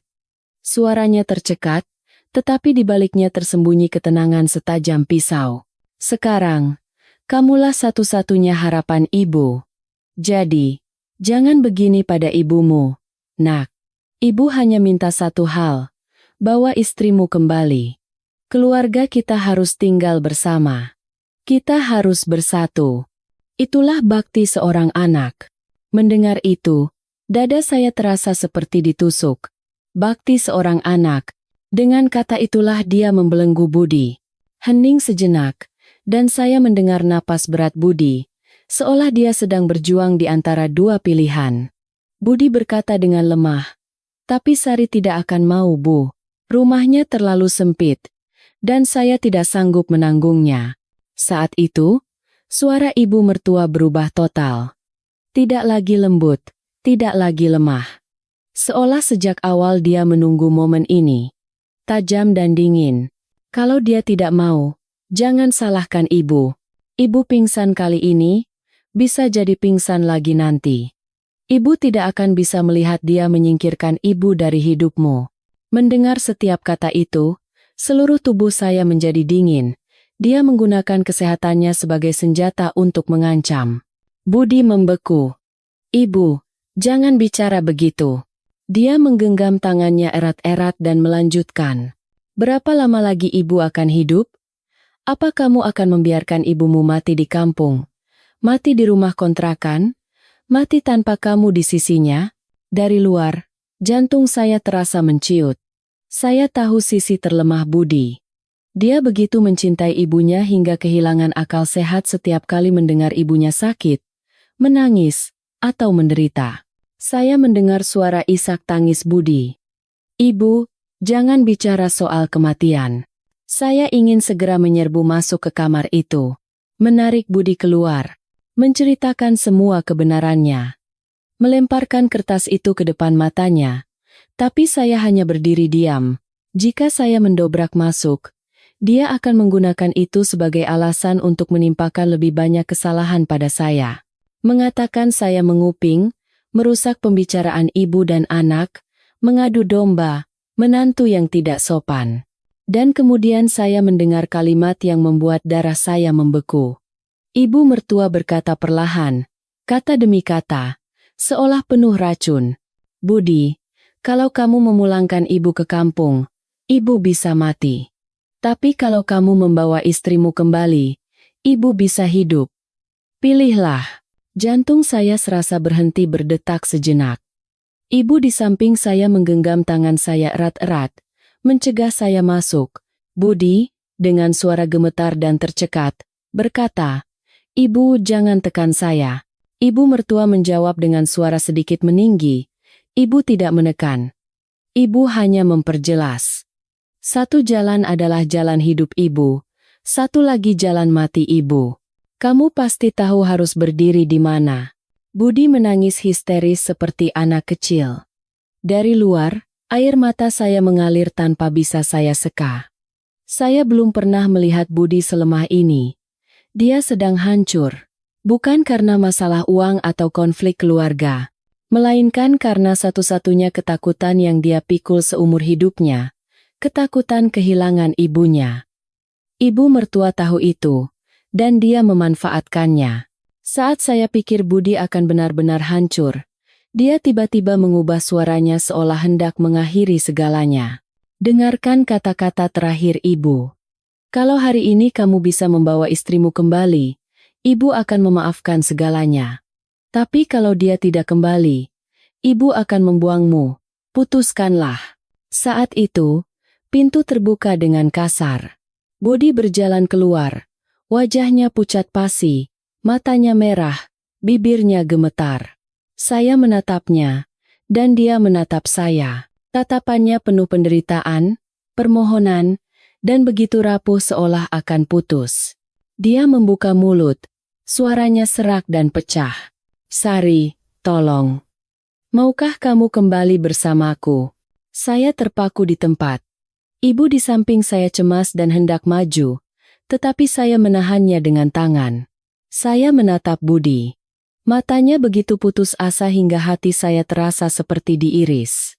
Tetapi pada saat itu, bayangan surat perjanjian senilai 800 juta melintas di benak saya. Jika saya kembali sekarang, itu berarti saya menerima untuk hidup di rumah yang penuh kebohongan. Ibu mertua akan percaya bahwa hanya dengan sekali pingsan, saya akan bertekuk lutut. Budi akan selamanya terikat oleh rasa bersalah. Dan semua usaha yang baru saja akan kami bangun akan sia-sia. Saya menarik napas dalam-dalam dan menatap lekat-lekat mata Budi yang tampak lebih lemah dari sebelumnya. Lalu saya mengucapkan satu kalimat yang membuat koridor rumah sakit hening. Aku tidak akan kembali sampai kamu tahu semua kebenarannya. Budi langsung membeku. Ibu terkejut. Di dalam kamar, ibu mertua menarik selimutnya dengan kasar. Dan untuk pertama kalinya, saya melihat di mata Budi bukan hanya kebingungan, tetapi juga ketakutan yang nyata. Karena dia sadar, saya mengetahui sesuatu, dan sesuatu itu bisa mengubah segalanya. Aku tidak akan kembali sampai kamu tahu semua kebenarannya. Kata-kata saya jatuh di koridor rumah sakit seperti batu berat yang menghantam tanah. Budi membeku dengan tatapan yang sangat bingung. Dari dalam kamar, terdengar suara ibu mertua yang menggeser tubuhnya, berusaha mendengar lebih jelas. Udara terasa begitu berat hingga bernapas pun terasa menyakitkan. Budi mendekati saya. Suaranya bergetar hebat. Sari, apa maksudmu? Kebenaran apa? Apa lagi yang salah kulakukan? Saya menatap lekat-lekat mata pria yang telah saya cintai selama 3 tahun itu dan berkata dengan jelas, kata demi kata, bukan kamu yang salah, tapi ibumu. Budi mundur selangkah. Wajahnya pucat pasi. Ibu? Ibu kenapa? Rasa sakit seperti mengiris hati saya. Saya tidak ingin menyakitinya. Tetapi jika saat ini saya tidak bicara, Budi akan selamanya terperangkap dalam belenggu rasa bersalah tak terlihat yang diciptakan oleh ibunya. Saya menarik napas dalam-dalam, tanpa sadar meremas ujung baju saya. Aku tahu ibumu menjual rumahnya seharga berapa. Budi membeku. Rumah memang dijual. Tapi kenapa? Kata ibu hanya sisa 100 juta. Saya menatap matanya tanpa menghindar. Bukan. Beliau dapat lebih dari 800 juta. Budi membeku di tempat. Mulutnya terbuka, tetapi tidak ada kata yang keluar. Matanya membelalak, penuh kebingungan, keterkejutan, dan keraguan yang tidak percaya. Seolah dia baru saja mendengar cerita yang mustahil. Dari dalam kamar, suara ibu mertua terdengar lemah namun tajam. Budi, jangan dengarkan dia. Dia mengarang cerita. Saya tidak menoleh ke dalam. Saya tetap menatap Budi sambil merogoh saku saya. Jantung saya berdebar kencang seperti genderang, tetapi tangan saya tidak gemetar. Saya mengeluarkan kertas yang diberikan Dewi, kertas yang membuat saya tidak bisa tidur semalaman. Saya menyerahkannya pada Budi. Ini surat jual beli rumah ibumu. Lihat sendiri. Budi menerimanya dengan tangan gemetar. Matanya menelusuri setiap huruf. Saya melihat dengan jelas bagaimana tangannya bergetar hebat, nyaris menjatuhkan kertas itu. Ibu di belakang saya memegang bahu saya, memastikan saya tetap tenang. Koridor menjadi hening, hanya terdengar suara pendingin ruangan. Budi membaca angka 800 ribu. Dia membeku, wajahnya tidak berdarah sama sekali. Napasnya tersengal seolah ada yang meremas dadanya. Dari dalam, ibu mertua berteriak. Budi, jangan percaya. Dia mau memisahkan kita berdua. Cepat masuk. Tetapi Budi tidak bergerak. Dia menatap surat itu, menatap saya, lalu menatap ke bawah, seolah mencari napasnya yang hilang. Akhirnya, dengan suara yang lebih menyakitkan dari sayatan pisau, dia bertanya, Sari, dari mana kamu dapat surat ini? Saya menjawab dengan sangat pelan. Dewi yang memberikannya. Katanya dia menemukannya di barang-barang ibumu. Budi kembali terkejut dan membeku. Dewi tahu? Saya mengangguk. Budi meremas surat itu hingga nyaris robek. Jadi, ibu berbohong padaku. Mengatakan rumah dijual 100 juta. Mengatakan sudah membayar utang. Suaranya pecah karena syok. Ibu bilang tidak punya tempat tinggal. Ibu bilang akan mati kalau aku tidak tinggal bersamanya. Saat itu, ibu mertua berteriak hingga seisi koridor mendengarnya. Budi, cepat masuk. Sudah kubilang jangan bicara sepatah kata pun lagi dengan perempuan itu. Seluruh rumah sakit menjadi hening. Budi menoleh ke arah kamar. Tatapannya, untuk pertama kalinya, bukan lagi tatapan anak yang takut dimarahi. melainkan tatapan seorang pria yang baru pertama kali menghadapi kebenaran di depan matanya. Dia melangkah ke arah pintu kamar, tetapi langkahnya seberat batu. Dia seolah terbelah antara dunia kebenaran dan dunia kepatuhan buta. Ibu mertua terus berteriak, "Budi, jangan percaya perempuan itu. Dia mau menghancurkan kita berdua. Cepat masuk." Budi memejamkan mata. Kepalanya tertunduk, bahunya bergetar. Hati saya terasa sakit hingga sesak napas. Budi sedang ditarik, dirobek, dan dicabik-cabik dari dua sisi hingga tidak tahu mana yang benar. Saya berkata dengan pelan namun jelas, "Mas Budi, aku tidak menyuruhmu membuang ibumu. Aku hanya ingin kamu tahu kebenarannya, agar kamu tidak memikul beban yang bukan salahmu." Budi membuka matanya. Setetes air mata besar jatuh. Dia berbalik menghadap saya. Suaranya seperti suara orang yang kehilangan semua pegangan. "Jadi, dari awal ibu punya tempat tinggal? Ibu datang ke sini hanya karena tidak mau bayar sewa dan menyuruhku menanggung semuanya?" Saya tidak menjawab. Saya hanya menatapnya, membiarkannya mengerti. Budi perlahan menoleh ke dalam kamar. Suaranya, untuk pertama kalinya, tidak bergetar. "Ibu, kenapa ibu menyembunyikannya dariku?" Hampir bersamaan, ibu mertua bangkit dan berteriak, "Tidak menyembunyikan, semua itu demi kamu." Suara Budi tercekat. "Demi saya? Membuat saya menanggung seluruh keluarga sementara ibu punya uang. Itu demi saya? Membuat saya merasa bersalah karena cerita yang ibu karang? Mengancam akan mati kalau saya tidak membawa Sari kembali." Koridor menjadi hening total. Wajah ibu mertua pucat pasi. Matanya berkilat karena marah, takut, dan syok karena semuanya terbongkar di depan anaknya. "Budi, kamu kurang ajar. Berani-beraninya kamu bicara begitu padaku. Ini semua gara-gara istrimu." Saya mengepalkan tangan, berusaha tetap tenang. Tetapi Budi tiba-tiba berteriak dengan suara yang seolah memecahkan semua kelemahannya selama ini. "Ibu, jangan salahkan Sari lagi." Saya membeku di tempat. Ibu di koridor juga terkejut. Dewi di ujung koridor terkejut dan menutup mulutnya. Ini adalah pertama kalinya Budi mengatakan itu. Pertama kalinya dia menghentikan ibunya yang menyalahkan saya. Pertama kalinya dia tidak berdiri di pihak ibunya, tetapi di tengah-tengah. Ibu mertua menatapnya dengan wajah terkejut, seolah tidak mengenali anaknya. Lalu tatapannya berubah. Sakit hati, amarah, dan keputusasaan yang luar biasa.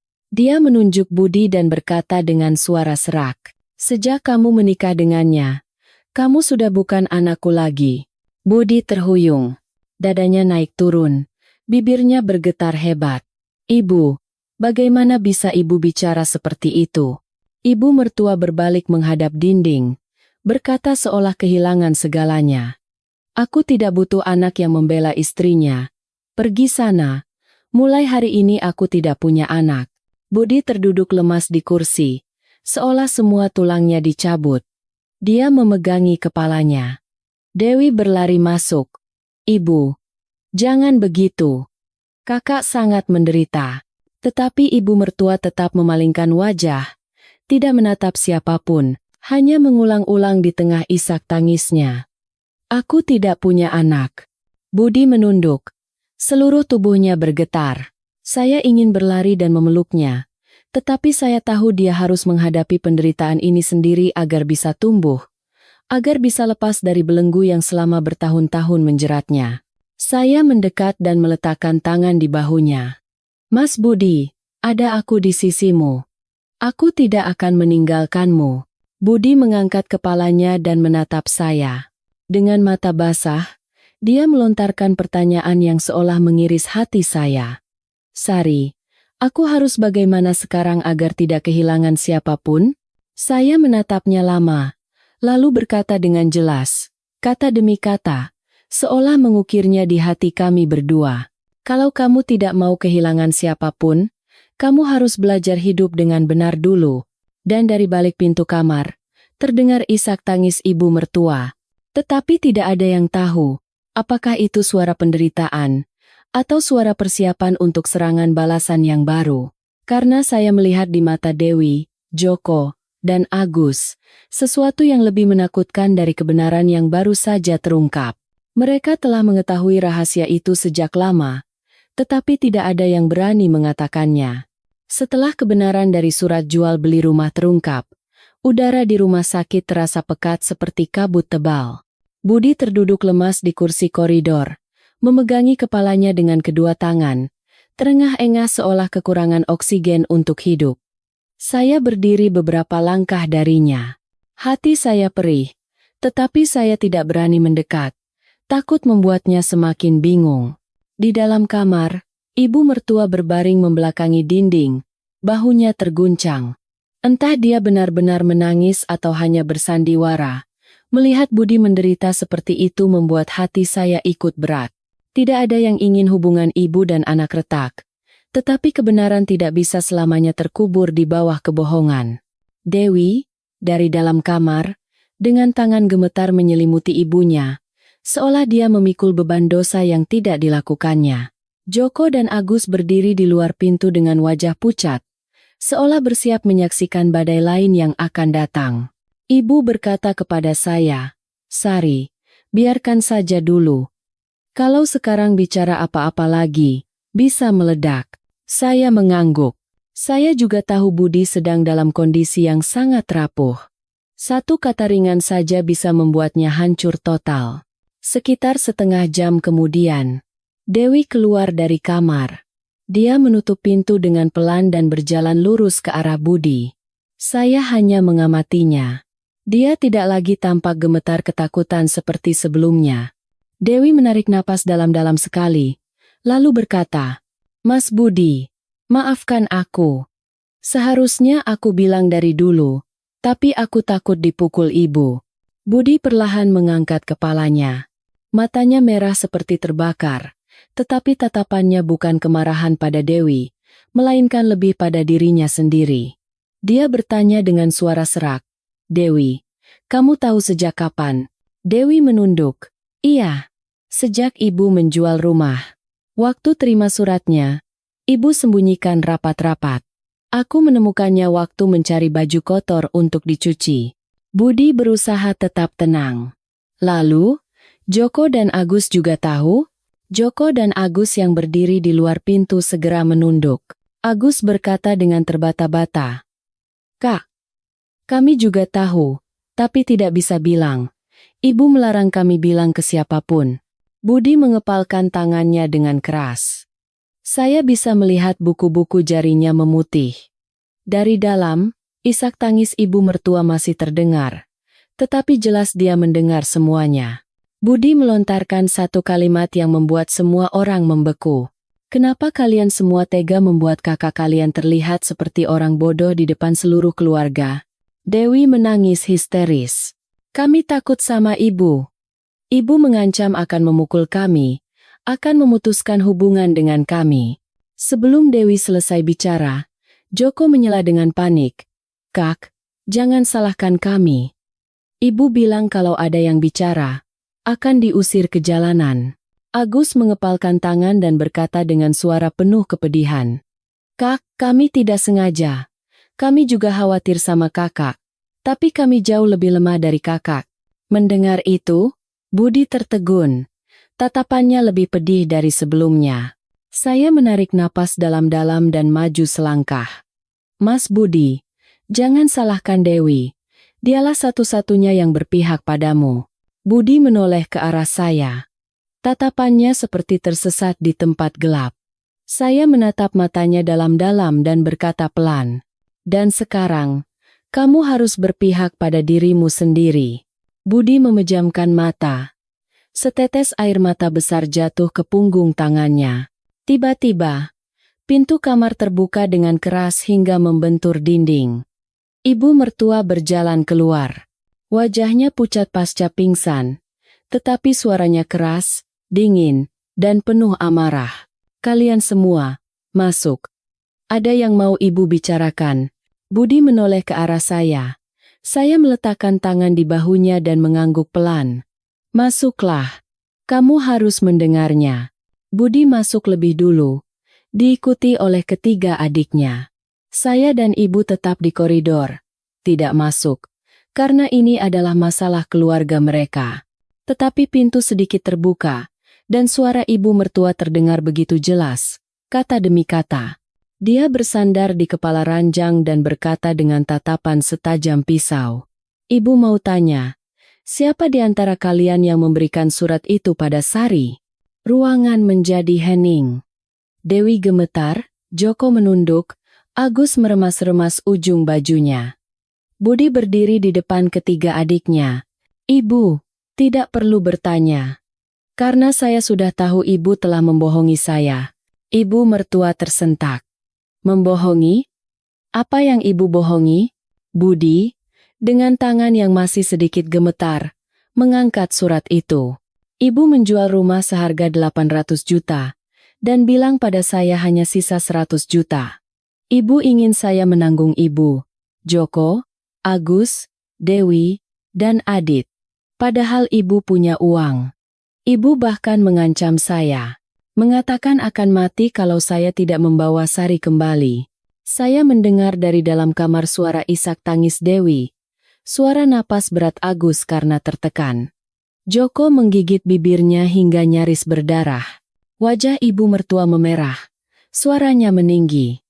Ibu melakukan itu untuk melindungi uang keluarga kita. Ibu takut kalau uang itu ibu berikan padamu, kamu akan memberikannya semua pada istrimu itu. Semua ini demi masa depan. Budi berteriak kesakitan, seolah ditusuk pisau. Masa depan yang mana? Masa depan di mana saya harus hidup seperti budak agar ibu bisa menyimpan uang? Apa ibu ingin saya bekerja sampai mati?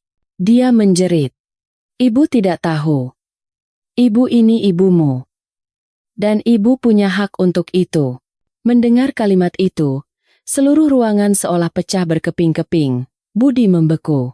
Dengan mata merah bengkak, dia melontarkan satu kalimat yang membuat ruangan itu membeku. Kalau ibu punya hak, saya juga punya hak sebagai seorang suami. Hening sejenak, lalu terdengar suara tercekat Dewi. Kakak. Tetapi ibu mertua bangkit dan menunjuk wajah Budi. Kamu sudah berubah. Kamu sudah dibutakan oleh perempuan itu. Aku tidak pernah melahirkan anak durhaka sepertimu. Budi terduduk lemas di kursi. Bibirnya bergetar. Apa ibu benar-benar berpikir begitu? Dia menjawab seketika dengan suara setajam pisau. Iya. Kalau kamu memilih Sari, aku akan membuangmu. Dewi berteriak. Ibu, tolong hentikan. Tetapi dia tidak mendengarkan. Meskipun saya berada di luar pintu, dia tidak bisa melihat saya. Tetapi seolah-olah dia membidik tepat ke jantung saya. Sari, aku tidak akan pernah menerima menantu yang memisahkan anakku dariku. Ingat itu baik-baik. Saya mengepalkan tangan begitu keras hingga kuku saya menusuk telapak tangan. Ibu di samping saya menggenggam bahu saya erat-erat. Ibu mertua melanjutkan dengan suara penuh dendam yang membuat bulu kuduk merinding. Kalau Budi membuangmu dan memilihku, kamu hanya akan sendirian. Tapi kalau Budi memilihmu, dia akan kehilangan ibunya. Napas saya sesak. Joko, Agus, dan Dewi menangis histeris. Budi berdiri dengan ekspresi seolah dunia telah runtuh. Tetapi pada saat itu, ibu saya, yang selama ini diam, melangkah masuk ke dalam kamar. Suara ibu tidak keras, tetapi lebih kokoh, lebih tajam, dan lebih dingin dari suara ibu mertua. Bu Besan, bagaimana bisa seorang ibu mengatakan bahwa anaknya akan kehilangan ibunya hanya karena dia kehilangan rumah tangganya? Apa Anda pikir itu pantas dikatakan? Ibu mertua berbalik cepat dan berteriak, Anda keluar. Ini urusan keluarga kami. Ibu tetap tenang. Saya tidak akan keluar. Karena menantu saya sedang dicekik oleh Bu Besan saat ini. Anda bicara soal bakti seorang anak? Lalu di mana bakti seorang ibu? Ibu mana yang memojokkan anaknya hingga nyaris pingsan karena kebohongannya sendiri? Anehnya, mendengar itu, ibu mertua menangis histeris. Tetapi itu bukan air mata penyesalan, melainkan air mata kemarahan karena semuanya terbongkar. Dia memukul-mukul ranjang dan berteriak. Aku melakukan itu karena aku takut. Aku takut setelah dia menikah, dia akan meninggalkanku di kampung. Aku takut hidup sendirian. Mendengar itu, semua orang di ruangan itu membeku. Tidak ada yang bisa berkata-kata lagi. Budi perlahan mendekat, dan untuk pertama kalinya, menatap ibunya bukan dengan tatapan takut, melainkan dengan tatapan seorang pria yang baru saja tumbuh dewasa. Ibu, saya tidak akan meninggalkan ibu. Tapi ibu juga harus mengerti. Saya juga punya hidup saya sendiri. Suara ibu mertua bergetar. Kamu, jangan tinggalkan ibumu. Suara Budi tercekat. Saya tidak akan pernah meninggalkan ibu. Tapi ibu tidak punya hak untuk menghancurkan kebahagiaan saya. Kalimat yang pertama kali diucapkan Budi seumur hidupnya. Suaranya kokoh, matanya basah, dan hatinya sedang membangun kembali dirinya sendiri. Dan dari luar pintu, saya menyadari, suami saya belum pernah terlihat sekuat ini. Tetapi saya tidak tahu. Saat Budi berjalan ke arah saya dengan tatapan tegas, di belakangnya, tatapan Joko dan Agus menyembunyikan sesuatu yang lain. Sesuatu yang bisa meledakkan kembali semua yang baru saja Budi bangun. Saya merasa, badai ini baru saja dimulai. Saat Budi berdiri untuk melindungi saya dan kebahagiaannya sendiri, saya merasa dia akhirnya telah melompati ambang batas yang seumur hidupnya tidak pernah bisa dia lewati. Tetapi perubahan Budi, ketegasan yang baru saja tumbuh, membuat Joko dan Agus menatapnya dengan pandangan yang sama sekali berbeda dari sebelumnya. Cemas, takut, dan tatapan khas yang menyembunyikan sesuatu. Bukan tatapan adik yang mengkhawatirkan kakaknya, melainkan tatapan orang yang takut sesuatu akan terbongkar. Saat ibu membawa saya ke koridor untuk menenangkan diri, Budi masih berusaha meyakinkan ibunya. Dewi duduk di samping Adit, menenangkannya, sementara Joko dan Agus mondar-mandir di dekat pintu, seolah bersiap untuk kabur atau melakukan sesuatu. Saya duduk di bangku panjang di koridor, berusaha mengatur napas. Ibu duduk di samping saya dan berkata, "Sari, kita lihat saja dulu." Tatapan kedua anak itu aneh. Saya juga merasakannya. Dewi adalah anak yang paling jujur dan tulus mengkhawatirkan Budi, tetapi Joko dan Agus, sejak lama, telah bergantung pada Budi dengan cara yang tidak sehat. Dua pria dewasa di pertengahan 20-an tanpa pekerjaan tetap, bergantung pada Budi seolah dia satu-satunya pelampung penyelamat. Saya tidak pernah menyalahkan mereka, tetapi tatapan mereka barusan membuat bulu kuduk saya merinding. Saya tahu mereka takut. Jika Budi benar-benar menjadi kuat dan mandiri, kedua saudaranya tidak akan punya sandaran lagi, dan bagian paling menakutkan adalah di situ. Sekitar 2 jam kemudian, dokter meminta semua orang pulang demi ketenangan pasien. Dewi memutuskan untuk tinggal menjaga ibunya. Adit sudah tertidur di kursi. Joko dan Agus entah kapan sudah menghilang tanpa pamit. Budi keluar ke koridor, menatap saya dengan mata lelah sehabis berperang. Dia duduk di samping saya dan dengan pelan meletakkan tangannya di atas tangan saya. "Sari, maafkan aku atas segalanya." Saya menghela napas pelan. "Tidak perlu minta maaf. Aku hanya ingin kamu tahu kebenarannya dan tidak menyalahkan dirimu sendiri." Budi menunduk. Suaranya terdengar berat. "Sejak kecil, aku selalu berpikir karena aku anak sulung, aku harus menanggung semuanya. Aku pikir kalau aku melepaskan tangan, adik-adikku tidak akan punya tempat tujuan." Saya menatap hatinya dan berkata dengan hangat, "Tapi kalau kamu memikul beban dengan cara yang salah, suatu saat kamu yang akan hancur. Dan kalau kamu hancur, seluruh keluarga akan ikut hancur." Budi menyandarkan kepalanya di bahu saya. Saya bisa merasakan kelelahan yang mendalam di tubuhnya. Pria baik yang hidup untuk orang lain terkadang adalah yang paling terluka. Setelah beberapa saat, Budi berkata, "Aku ingin kembali ke rumah kita. Bukan rumah kontrakan itu, tapi benar-benar memulai lagi dari awal. Tapi sebelum itu, aku ingin bicara sekali lagi dengan ibu." Saya mengangguk. Lakukan apa yang menurutmu benar. Budi berdiri dan memegang bahu saya. Sari, terima kasih karena tidak meninggalkanku. Saya menatapnya lama dan berkata dengan tulus. Aku mencintaimu karena kamu adalah orang yang bisa berpikir. Selama kamu sadar, semua jalan akan terbuka. Budi tersenyum sedih. Kami meninggalkan rumah sakit lewat pukul 10 malam. Ibu pulang lebih dulu, saya dan Budi menyusul.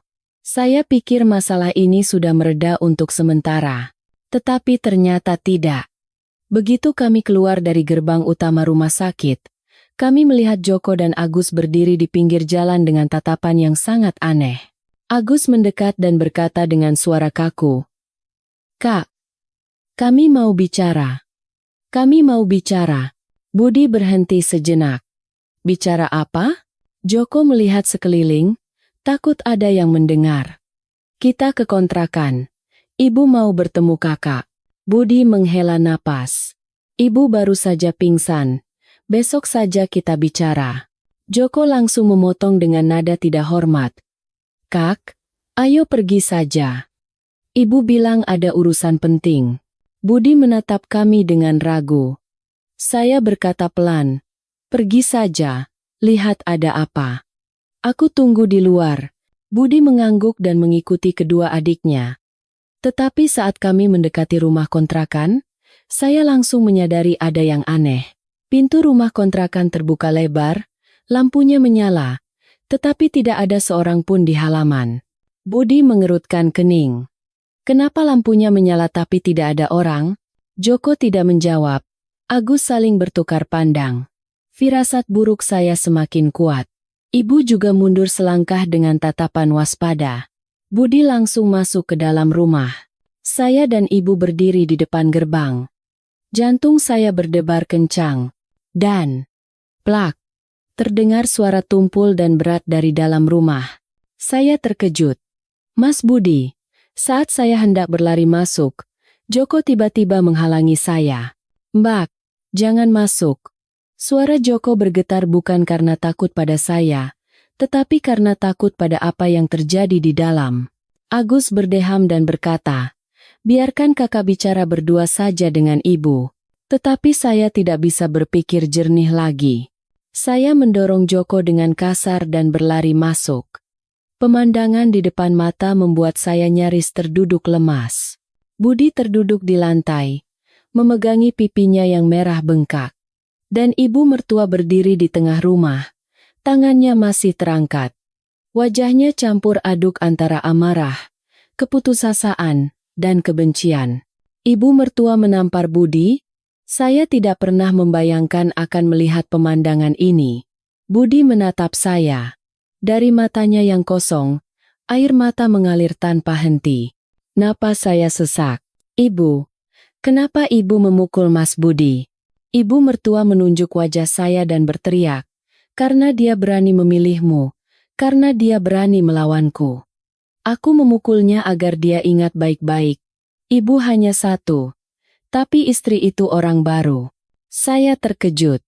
Budi berdiri, suaranya bergetar, tetapi penuh amarah. Ibu memukul saya karena Sari." Dia menjerit. "Aku memukulmu karena kamu kurang ajar. Kamu berani menuduhku pembohong. Aku memberimu pelajaran agar kamu sadar." Budi mundur sambil mengusap pipinya. "Ibu, sakit." Dia berteriak. "Sakit? Hatiku 100 kali lebih sakit. Aku sudah dipermalukan." Saya maju dan melindungi Budi. "Ibu, tolong tenang." Dia berteriak di depan wajah saya. "Minggir. Kamu perempuan yang menghancurkan keluarga ini." Saya kehilangan kata-kata, tetapi sebelum saya sempat bereaksi, Budi menarik tangan saya dan menyembunyikan saya di belakangnya. Dia berdiri kokoh di antara saya dan ibunya. Suaranya serak, tetapi tegas. "Ibu, jangan sentuh istri saya." Seluruh rumah menahan napas. Ibu mertua mundur selangkah, terkejut, seolah jantungnya ditusuk pisau dalam-dalam. "Budi, apa yang baru saja kamu katakan?" Budi, untuk pertama kalinya, tidak gemetar, tidak menunduk, dan menatap ibunya lekat-lekat. Saya bilang, "Jangan sentuh istri saya lagi." Dari luar pintu, terdengar isak tangis Dewi. Joko dan Agus membeku di tempat dengan wajah pucat pasi. Dan ibu mertua, seolah disiram air es di musim dingin, membelalakan mata. Dia terduduk lemas di kursi. Seluruh tubuhnya gemetar. Lalu dengan suara lemah namun penuh dendam, dia berbisik, "Mulai hari ini, aku tidak punya anak bernama Budi." Budi mundur selangkah. Tangannya terkulai lemas. Di saat paling menyakitkan dalam hidupnya, dia kehilangan ibunya. Saya berlari dan memeluknya. Dia bersandar di bahu saya dan tidak bisa menahan tangisnya lagi. Seluruh rumah dipenuhi oleh isak tangis Budi. Tetapi saya tidak tahu. Di saat Budi hancur seperti itu, di belakangnya, Joko dan Agus saling bertukar pandang penuh makna. Pandangan yang menandakan bahaya sesungguhnya akan datang. Bukan pandangan orang yang mengkhawatirkan kakaknya, melainkan pandangan orang yang sedang menghitung sesuatu. Pandangan yang bisa kembali menjungkir-balikkan segalanya. Malam itu, udara di rumah kontrakan kecil terasa begitu pekat. Budi terduduk lemas di kursi. Wajahnya terbenam di antara kedua tangannya. Ibu mertua berbaring membelakangi dinding. Napasnya yang berat memenuhi ruangan sempit itu. Joko dan Agus tidak lagi menunjukkan tatapan provokatif atau menghindar. Wajah mereka penuh kebingungan, seolah cangkang yang selama ini menutupi mereka telah pecah. Dewi meringkuk di pojok sambil memeluk Adit erat-erat. Bahu kecilnya sedikit bergetar. Tidak ada yang bicara. Hanya ada suara helaan napas, isak tangis, dan suara penderitaan yang pecah berkeping-keping. Saya duduk di samping Budi, meletakkan tangan di punggungnya. "Mas, bangunlah. Ada aku di sini." Budi mengangkat kepalanya. Dengan mata merah bengkak, dia berkata dengan suara terputus-putus. Sari, aku tidak menyangka ibu akan memukulku seperti ini pada akhirnya." Saya menggenggam tangannya. Rasa sakit apapun akan berlalu. Yang penting, sekarang kamu tahu bagaimana harus hidup agar tidak ada lagi yang terluka. Dari seberang, ibu mertua tiba-tiba menangis. Bukan tangisan kemarahan seperti sebelumnya, melainkan tangisan seseorang yang menyadari bahwa apa yang selama puluhan tahun digenggamnya erat-erat telah hancur. "Budi, Ibu hanya takut kalian akan meninggalkan ibu." Budi dengan susah payah bangkit dan mendekatinya. "Ibu, saya tidak akan meninggalkan ibu. Saya hanya tidak bisa menerima dibohongi. Saya punya istri, punya keluarga, tapi ibu tetap ibu saya. Tolong jangan gunakan ketakutan itu untuk membelenggu saya." Ibu mertua sedikit mengangkat kepalanya. Matanya merah dan lelah. Dia menatap Budi lama, lalu berkata dengan suara yang tidak lagi tajam. Istrimu. Aku takut dia akan menjauhkanmu dariku. Makanya ibu begitu." Budi menggeleng. "Ibu, kalau kita hidup dengan benar, tidak ada yang bisa memisahkan siapapun." Mendengar itu, ibu mertua terdiam. Bibirnya bergetar seolah ingin mengatakan sesuatu, tetapi kemudian mengurungkannya. Saat itulah Joko dan Agus mendekat. Joko menunduk. "Kak, maafkan kami. Kami juga tahu ibu salah, tapi kami tidak punya keberanian untuk bicara. Kami takut ibu marah." Agus melanjutkan. "Kami tulus berharap kakak bahagia. Kalau kami sudah merepotkan, kami minta maaf." Ini adalah pertama kalinya kedua adiknya berkata seperti itu. Budi menoleh. Tatapannya melembut. "Tidak perlu minta maaf. Hanya saja, mulai sekarang, kalau ada yang benar, katakan benar. Jangan biarkan ibu hidup dalam ketakutan, dan jangan biarkan aku hidup dalam rasa tanggung jawab yang salah." Joko dan Agus saling berpandangan dan mengangguk. Ketegasan Budi membuat mereka sadar bahwa dia bukan lagi kakak lemah yang bisa mereka andalkan setiap kali kesulitan. Dewi mendekat dan berkata dengan suara selembut angin. "Kakak, Mbak Sari, sekarang hanya ada satu hal yang tersisa untuk keluarga kita. Memperjelas semuanya agar mulai sekarang kita bisa menjaga posisi kita masing-masing. Saya menatap Budi, dan Budi menatap saya. Lalu dia berbalik menghadap ibunya. Ibu, masalah tinggal bersama, masalah uang, masalah tanggung jawab. Malam ini saya ingin memperjelas semuanya. Tidak ada yang menyela. Budi melanjutkan dengan perlahan namun tegas. Ibu tidak miskin. Ibu punya uang hasil jual rumah, tapi tidak mencari kontrakan agar saya yang menanggung semua beban. Itu tidak benar. Saya, dengan gaji 4 juta, tidak bisa menanggung 7 orang. Ibu mertua menunduk. Matanya merah bengkak. Budi berkata, saya punya tanggung jawab untuk membantu ibu. Tapi itu bantuan sesuai kemampuan saya. Bukan saya yang harus banting tulang sementara ibu menabung. Saya mengerti ibu ingin berhemat. Tapi ibu tidak bisa memaksakannya dengan mengorbankan pernikahan saya.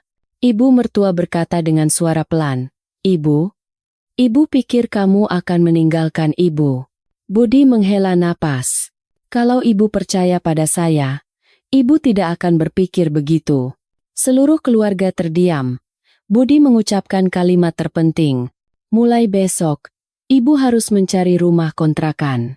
Saya akan membantu biaya hidup setiap bulan sesuai kemampuan saya. Joko dan Agus harus mulai bekerja lagi. Dewi teruslah sekolah.